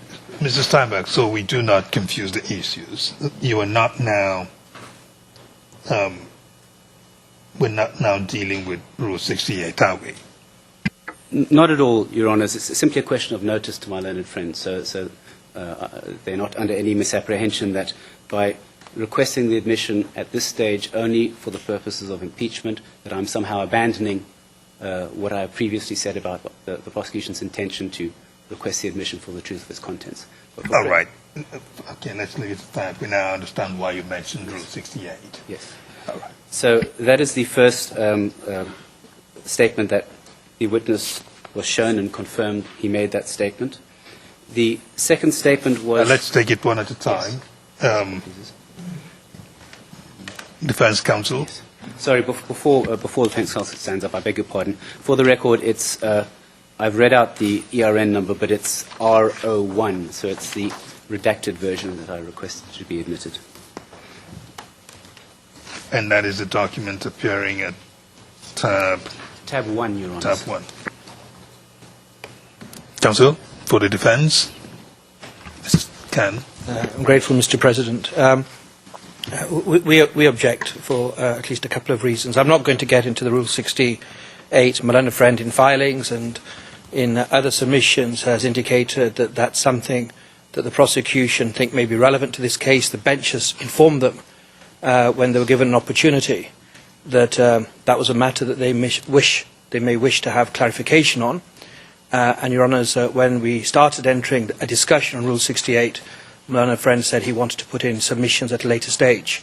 So, Your Honours, I'm not going to deal with that. Our concerns in reference to the statute and undertakings given by the ASP have been previously mentioned. That rule is simply inapplicable. Your Honour, the reason we say it's not, it shouldn't be exhibited is for 2 reasons. Firstly, my learned friend was given licence to cross-examine the witness, and extracts that he thought were relevant were read into the record. and those extracts, those paragraphs of the statement are already in the record, it's important to note that the witness was not taken through paragraph by paragraph in relation to each and every aspect of the statement. But, Your Honour, be that as it may, regardless of that point, we say it will be sufficient to assist an appeals chamber or Your Honours, firstly, when you're reviewing the transcript, if that statement, and it applies to all of them, are simply marked for identification. Your Honour, that would allow the transcript to be understood fully. It's particularly important because when one wades through an exhibit list, I don't want there to be confusion. My learned friend has given an undertaking that the prosecution is not seeking to exhibit this statement or any of the other three for the truth of their purported contents. But and that's quite right, and I think that was the correct position. But, Your Honours, in circumstances where a witness has not only resiled from a statement, but said under oath, under pain of punishment, that statement is materially unreliable and is a fiction, a fabrication, because the witness wanted to gain a luxurious lifestyle. In our respectful submission, the court should be very slow to find that such a statement has sufficient indicia of reliability so as to be given an exhibit number. We say it can be properly dealt with by marking it for identification at this point. That will allow the transcript to be fully understood and the proceedings to be rendered intelligible. Mr. Ken, does that argument you've just made, how far do we take it? Does it go as far as to say that every document that we've admitted on the record is reliable and upon which the chamber must find accordingly? Your Honour, of course not. But my understanding, at least, and of course I may be wrong, is when a document is exhibited, the trial chamber have a complete discretion when weighing the evidence at whatever stage of proceedings to determine any fact in issue. The bench may give that statement such weight as they think necessary and appropriate, or may completely disregard it as being unreliable. Given that the prosecution's avowed contention is not to invite the chamber to accept that evidence for the truth of its contents at this stage, we say the purpose of the prosecution and the only basis was to render the proceedings intelligible. That is properly met with the normal reservations by marking it for identification. If and when we get to a stage where the prosecution seek to use any other provision of the statute, that matter, of course, can be revisited. There is a record, of course, in the proceedings that may provide a basis. The law can be argued and the bench can dispose of the matter. But given the purpose, the narrow purpose, that my learned friend, when given an opportunity, has adumbrated, we say it should be marked for identification so that when we're looking through the exhibit list at the end of the day, and I've seen prosecution exhibit lists, it doesn't have an annotation, not for the truth of its contents. Given that, marked for identification is sufficient. What's your... the witness has, in terms of reliability, that surely depends on the context of the discussion, that discussion on reliability. If it is a document that came out and no one knows where it came from, counsel says, well, we don't want that thing on the record because it has not been authenticated. That's one thing. But here we have the witness who says, yes, I made that statement. But what I'm saying is that part of that are false and parts are true. And we've gone through the extent of the material the witness says is false and those he says are true. And they're quite extensive. Does it not make more sense then to, in light of the extensive nature of those references, to bring the document in, knowing what the witness has said about the truth of the content? Well, Your Honour, I take the point, and it's well put, if I may say so. But in our respectful submission, the primary evidence that Your Honours must consider is the evidence under oath. And the transcript that the court stenographers assiduously prepare is the record that should be the first port of call. And that record will include both the cross-examination of the prosecution of their witness, as well as attempts by the prosecution to controvert that account or impugn the credibility of the witness by way of a previous statement. So, Your Honour, all that's in the record already. So the only purpose of the previous inconsistent statement that the witness has recanted and said is a pack of lies, in large part, is to understand the transcript. If that is the limited purpose, we say, for the sake of clarity, it should be simply marked for identification. That way it can be used. It's part of your court record. It can be used to render the transcript intelligible, but it would avoid any confusion by the prosecution or any of us that it is accepted that it can be admitted for the truth of its contents. And indeed, the prosecution are not seeking it, which in our respectful submission militates in favour of marking it for identification. Otherwise, Your Honours, why mark anything for identification? The reason you seek to exhibit principally is because we say it is relevant to a fact in issue and it can be taken for the truth of its contents. The prosecution are not, so we say marking it for identification renders the transcript intelligible and meets the requirements of certainty and clarity that would be welcomed by all parties, I'm sure. Your Honor, those are my submissions on the matter. Thank you very much. Mr. Kigen-Katwa, quickly. Your Honor, we take the same position as submitted by the Ruto team. And Your Honor, our understanding of what the prosecution desire is to make the record complete and for purposes of clarity. We submit, Your Honors, that by marking the document for identification, those two criteria are satisfied. Your Honors will recall that on our part we volunteered that the prosecution can read verbatim what they need from the statement and cross-examine the witness on them so that whatever they are interested in from the initial statement can be brought out. It is our submission that that was done exhaustively and that the attempt now to introduce the statement, especially considering that the statement was not read 100%, would be unfair. For those reasons, Your Honor, we submit that the statement should be marked for identification. Mrs. Steinberg, the argument is that if the only reason you want to tender material is to make the record intelligible, your learned friends are saying that you can do that by marking the document for identification. Can you address that matter? Yes, Your Honours. The purpose, as I understand, of marking a document for identification is where a document is shown to a witness, a document which has not yet been properly established, the provenance or the authenticity, is shown to a witness for his comment, subject to subsequent proof. In other words, if I wish to show in cross-examination of a defence witness a document produced by one of my investigators, I can show it to him and then say, I will call the investigator in rebuttal to prove this document, but for that limited purpose, it's marked for identification. The purpose here is completely different. The witness has already identified the document. He's confirmed that it is a statement he gave to the investigators. He's confirmed his signature on the document. So on the normal requirement of a showing of a proper or a reasonable connection between the witness and the document, my respectful submission is that that requirement has easily been met.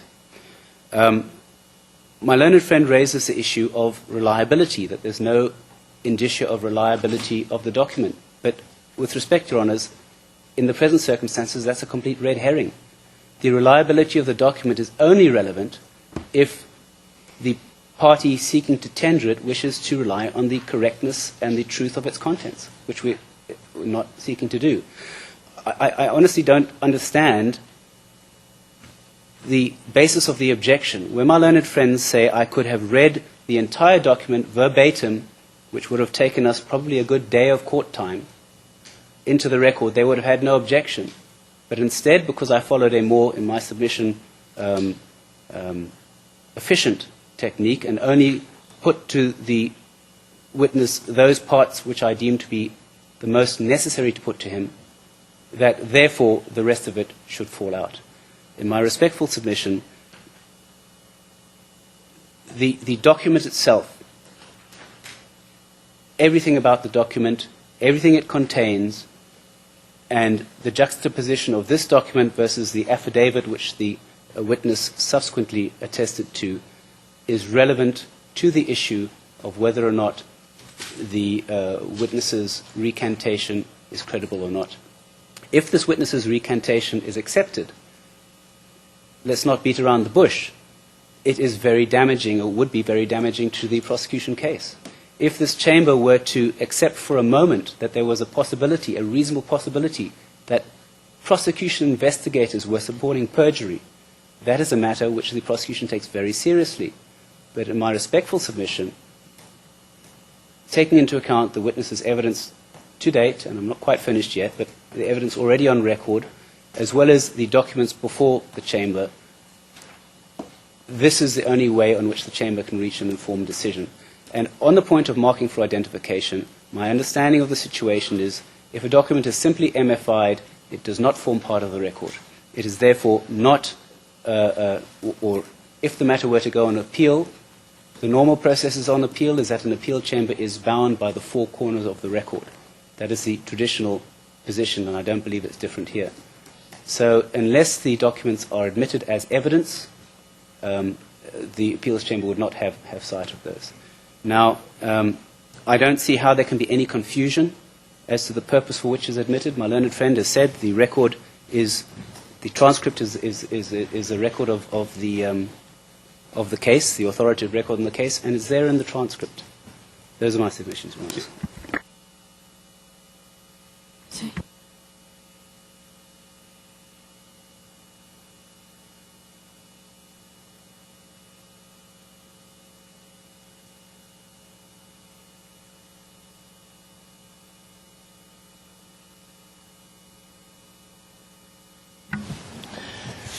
The objection is overruled. The document will be admitted onto the record. The witness clearly identified the document as a statement that he had made, and the prosecutor made extensive references to aspects of that document, so much so that if there was any to be done in admitting the document, it might have been done already. So at this stage, we might as well admit the document. So the document comes in.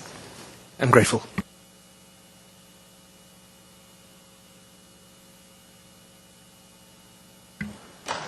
The document will be marked as the next in the prosecution exhibit.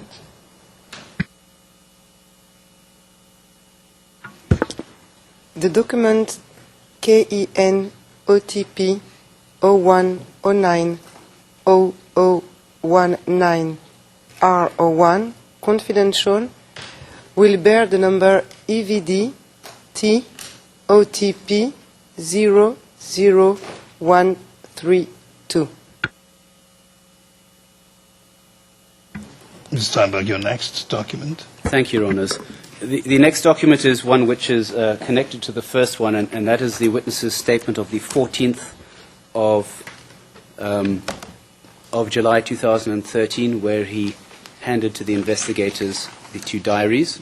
The reference is KenyaMOJA 01090071 R01. Your Honours, the witness also identified this tab, please. I beg your pardon, tab 21. The document has the witness has also identified this document as being an affidavit he attested to the investigators. He's confirmed his signature. You mean statement? Statement, I mean. There's a difference between statement and affidavit. Yes, I'm sorry, Your Honours, where I come from, all statements are taken as affidavits, so I'm afraid it's hard to unlearn 25 years of habits. The statement. And in connection with that, also the two diaries to which we've referred to, and those are KenOTP 01090082 and 0157 respectively, and they are the following two tabs, 22 and 23. They're not redacted. So the two diaries they come with the statement.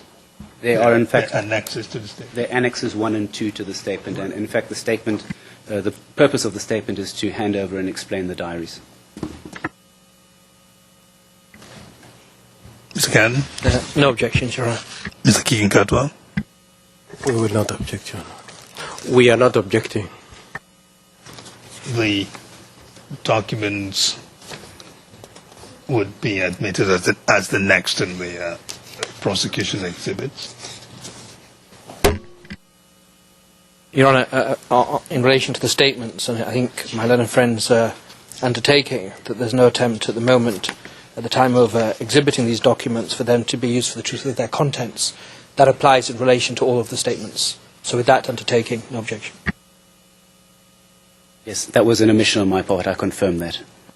That was the understanding that the prosecutor confirms that. Court officer, please.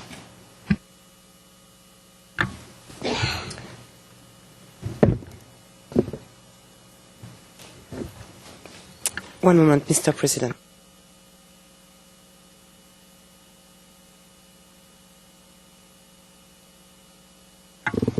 I apologize.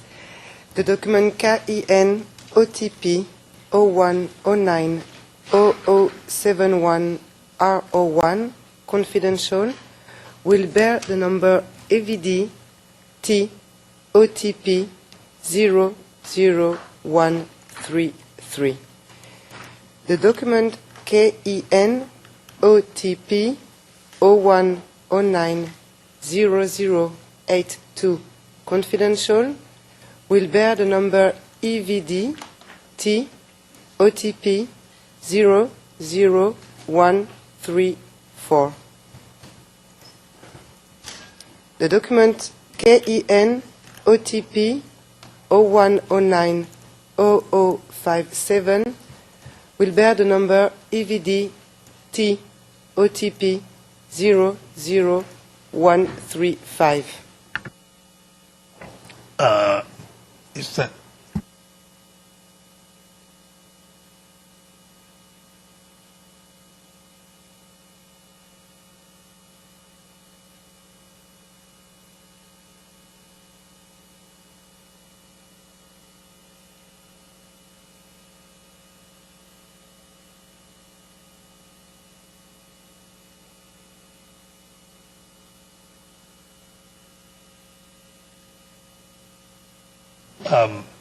Mrs. Steinberg, I understand that the second diary would be 0157, is that it? Correct, Your Honours. 01090157. So that should be the second annexure to the last step. Yes, Your Honour. Statement. All right. The record will stand corrected. So it should be where we now have 0057 should be 0157. Correct, Your Honours. That's at line 22 of page 100. The correction should be made.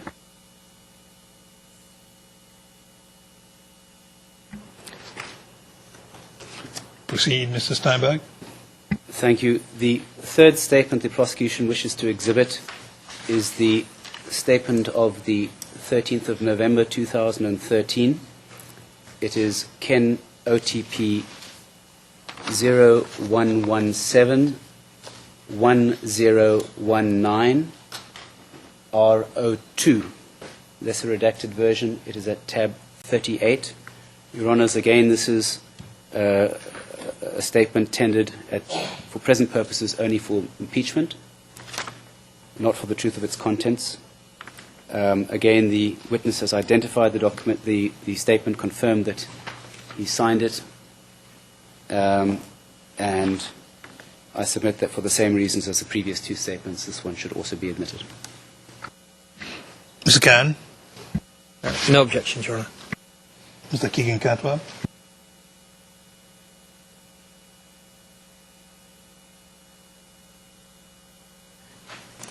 Your Honor, we object based on the same grounds you had raised, that the important aspects of that statement that had been intended to be contested by the prosecution have already been read into the record. Mr. Keegan-Katwa's objection is overruled. The document is admitted as the next in the prosecution exhibit.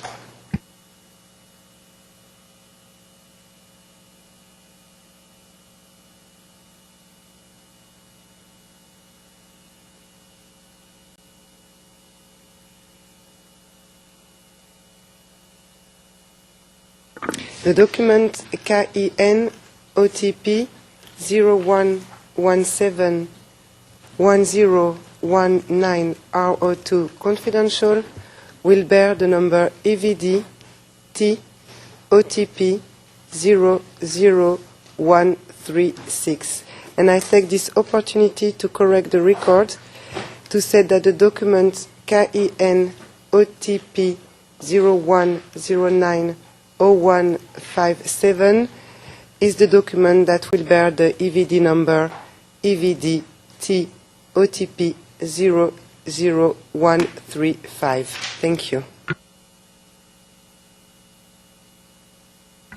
Thank you. Mr. Steinberg? Thank you, Your Honours. The next document which I would request to be exhibited is the investigator's report at tab 65. The ERN is Ken OTP 01380501.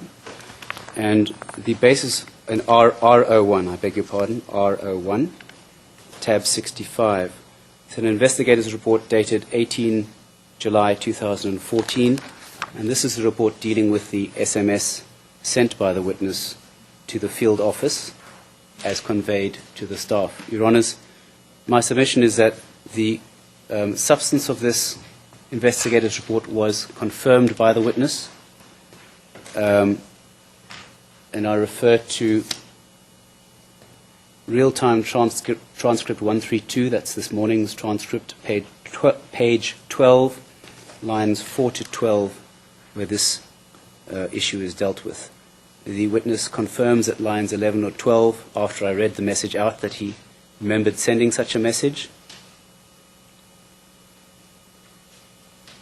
And, if I understand correctly, confirms also the subsequent conversation with the OTP member. So on that basis, I submit that the document has been sufficiently identified and confirmed by the witness to warrant admission as an exhibit. Mr. President, objection in relation to this. My learned friend, in our respectful submission, the prosecution cannot circumvent the principle of orality in this manner. We have an investigator's note. The witness denied sending an SMS. We don't know who the OTP representative is. We were told some unknown person in a field office, but no record was kept by the prosecution of that SMS to give it to the defence. And in the circumstances, the testimony to the witness on that point will speak for itself, but the prosecution must be constrained, we say, to the basic rules that evidence must be relevant to a fact in issue, and this investigator's report prepared by the named individual should not be exhibited in the present circumstances. So the objection is there. Your Honour, we equally object on the same grounds, but in addition, Your Honour, we observed that the document had not been disclosed to the defence, and secondly, that it meets accurately the criteria that the prosecution had made out for marking for identification, being that a document is marked for identification for subsequent identification by the party who was involved in its making, and we submitted that the investigator who composed the report should be the one to come and identify it, and possibly an effort can be made at that point to produce it. Thank you. Your Honours, firstly, the witness did confirm sending the SMS, and I'll read it out because this is the second time my learned friend has said that he didn't. I'm reading from page 12 of the record. I read from line 4. I put it to the witness that on the 18th of August he sent an SMS to a member of the field office, reading as follows. I then read the message out. I ask the witness, do you remember sending such a message? And at line 12 he unequivocally says, yes. And is it correct that the person you wanted to speak to then called you back and you told him that you saw on the internet that you had been summoned? Is that right? Yes, I told him I saw, it should be, I think, in the paper and the paper. So I don't want to interrupt my learned friend necessarily, but there's obvious difference. 18th of August is what the transcript says, and the document he seeks to exhibit is 18th of July.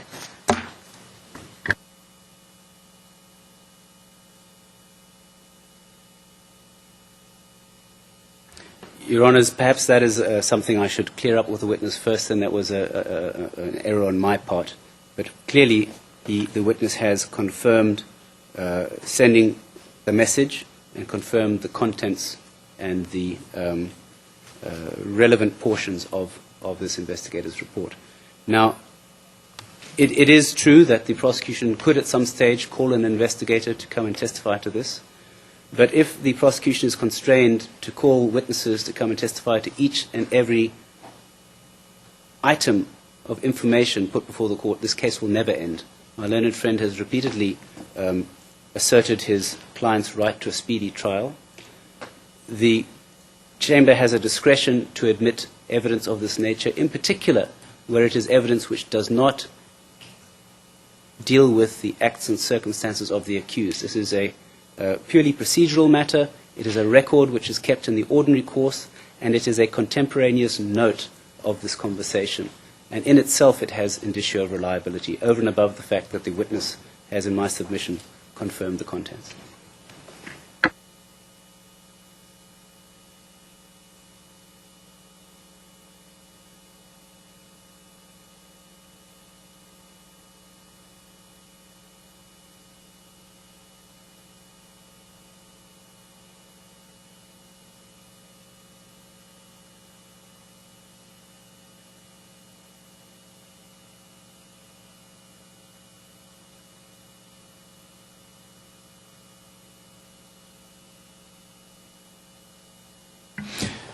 The objection is sustained. Mr. Steinberg, do you want to mark this for identification? Please, Your Honour, I would like to mark it for identification. Just one other issue of clarification. I can confirm that the relevant investigator's report was disclosed to the defence on the 21st of August 2014. It's in fact one of the documents included in the Regulation 35 request which the Chamber approved recently. The document will be marked as the next document for identification on the part of the prosecutor. The document KenyaMOJA.com 01380501R01 confidential will bear the number MFI T OTP 00137.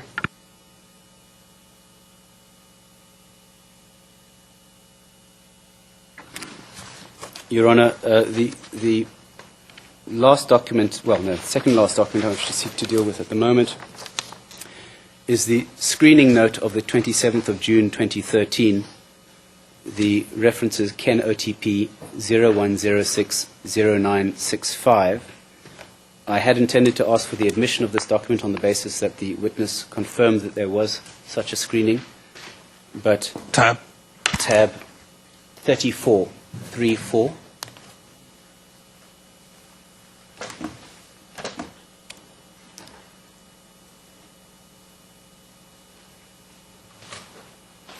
Yes, proceed. On the basis that the witness identified it, on the basis that it is, again, a contemporaneous record, the metadata of this document will show that it was registered on the 1st of July, that is some 6 days before the witness gave his first statement. And on the same basis as the previous one, I would ask for admission. Should the Chamber not wish to admit the document, I ask in the alternative that it be MFI'd. Your Honour, objection on both heads, in fact. The record speaks for itself, but certainly it was my recollection that the witness did not, when he went through the screening note with my learned friend, he didn't recall the contents of the screening note at all. Your Honour, in those circumstances, it can't assist the Chamber much. But I'm a little bit concerned that the prosecution say that metadata prepared by a party to litigation has some evidential value. That's a novel, surprising and weak argument, we say, that the metadata created by a party to proceedings somehow renders a document admissible. So I'd say that it shouldn't be exhibited, obviously we say, but even to have it marked for identification in the present circumstances, it's not identified. So how on earth can it be marked?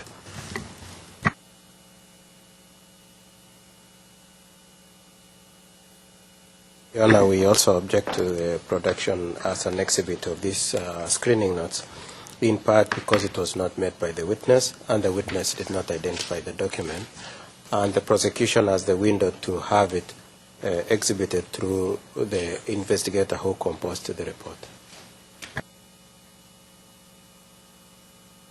Your Honours, firstly, may I make a correction? At page 106, line 1, I gave the ERN as 01060105. In fact, the last 4 digits should be 0965. I may firstly make that correction. Your Honours, as regards the MFIing of the document, it's not a case, as I understand it, that the witness has to identify the document. If the witness were to identify the document, normally it would be admitted. The point is to identify the document as a document which has been shown to the witness, subject to subsequent proof if necessary. Thank you.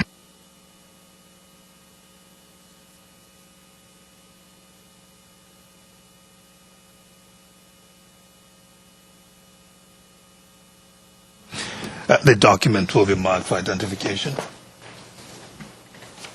Thank you, Your Honours. The final document...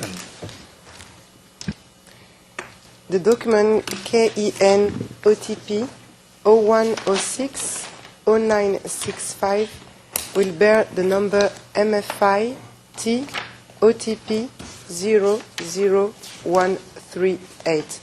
The document is confidential.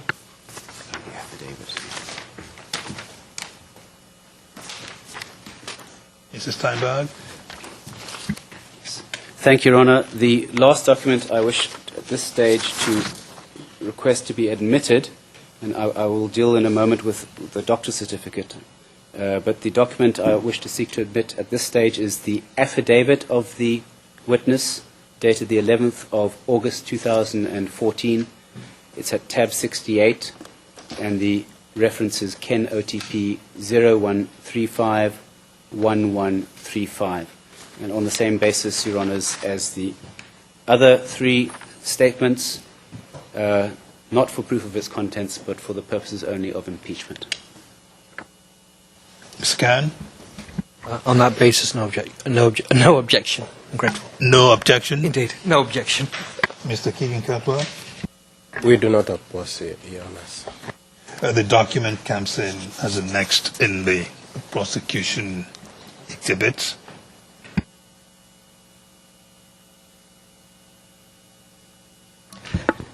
The document KenOTP 01351135, confidential, will bear the number EVD T OTP 0139. Thank you, Your Honours. Finally, I wish to deal with one document which is not a prosecution exhibit. Mr. Steinberg, 1 second.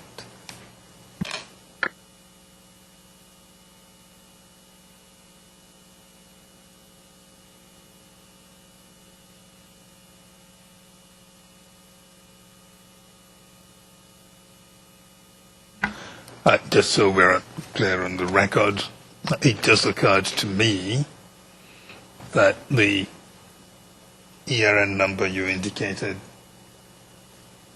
which ends with 1135, is in fact the lawyer's letter, under the cover of which the affidavit was communicated. The affidavit itself appearing at ERN that ends with 1137. And we also have another document at 1140. The intent, of course, was you spoke to the affidavit, and that comes in, so that is intent. But do you also wish the accompanying documents, including the lawyer's letter, to come in as well?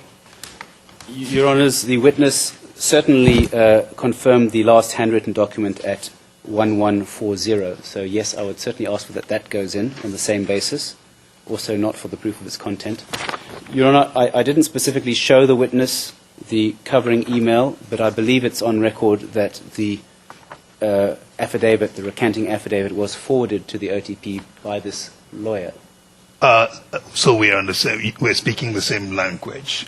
This doesn't look to me like an email. It looks like a letter written by Kipsang and Mutai advocates under the cover of their, under their letterhead, appearing in red or orange, as the case may be.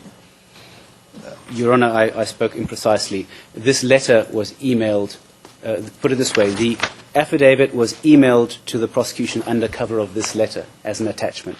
So this is not the email, but this is the document which we received by email. We disclosed it as such to the defence, and unfortunately it has been registered as one document. So if only one or other is to go in, we would have to then re-register it, I understand it, under separate ERNs. Alternatively, if the Chamber is not satisfied that the entire document should go in, which I should submit it should, because it goes to the surrounding circumstances. But if not, then the Chamber could simply make an order that only certain pages are admitted onto the record. All right. The point that I make is not to express doubt as to whether the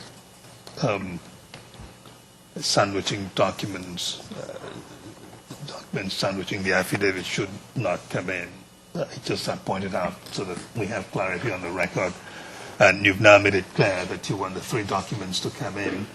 I take it you have no objection, Mr. Cannon? No objection for the affidavit, the handwritten note, and also the first document, the letter from the lawyers, all to be exhibited under the same ERN sequence. All right. And Mr. Kinkatwa? We have no objection. So in that case, the 3 documents will come in under the same ID number, court officer. There is no need for you to rework your record. Thank you. Thank you, Your Honours. The final document is the doctor's certificate, which was produced by Mr. Mutai on behalf of the witness, and which was sent to the Chamber via the registry, if I'm not mistaken. This is the doctor's certificate dated the 27th of August 2014. I did make reference to this medical certificate in the course of my questioning of the witness. He confirmed portions of it relating to his financial situation, for instance. And for the completeness of the record, I submit that this document should also be exhibited. Again, not for the truth of its contents, but simply as a document which was put to the witness and on which he commented. And confirmed. He confirmed that this was in fact the medical certificate he obtained. Mr. Khan? No objections, Your Honour. Mr. Kinkatwa? We do not object, Your Honor. The document then is admitted as the next in the prosecution exhibits. Mr. Steinberg, could you please repeat the ERN number of that last document? That is something I omitted to deal with. This document, of course, does not have an ERN because it was a document which has been submitted via the registry to the chamber, so it's not a prosecution exhibit. So I would request that CMS assign to it an ERN, or is it necessary for the prosecution to do that? Perhaps I could be guided. The prosecution should attribute an ERN number to the document a posteriori. We will provide you with an EVD number right now. I'm happy to do that, Your Honour, if the chamber is happy with that arrangement.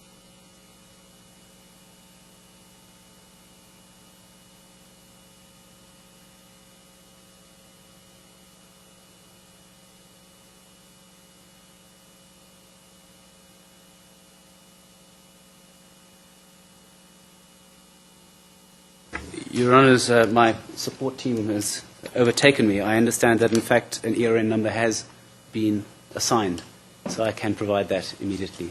All right, that solves the problem there. Is that a 1 or a 2? 0, 1, 4.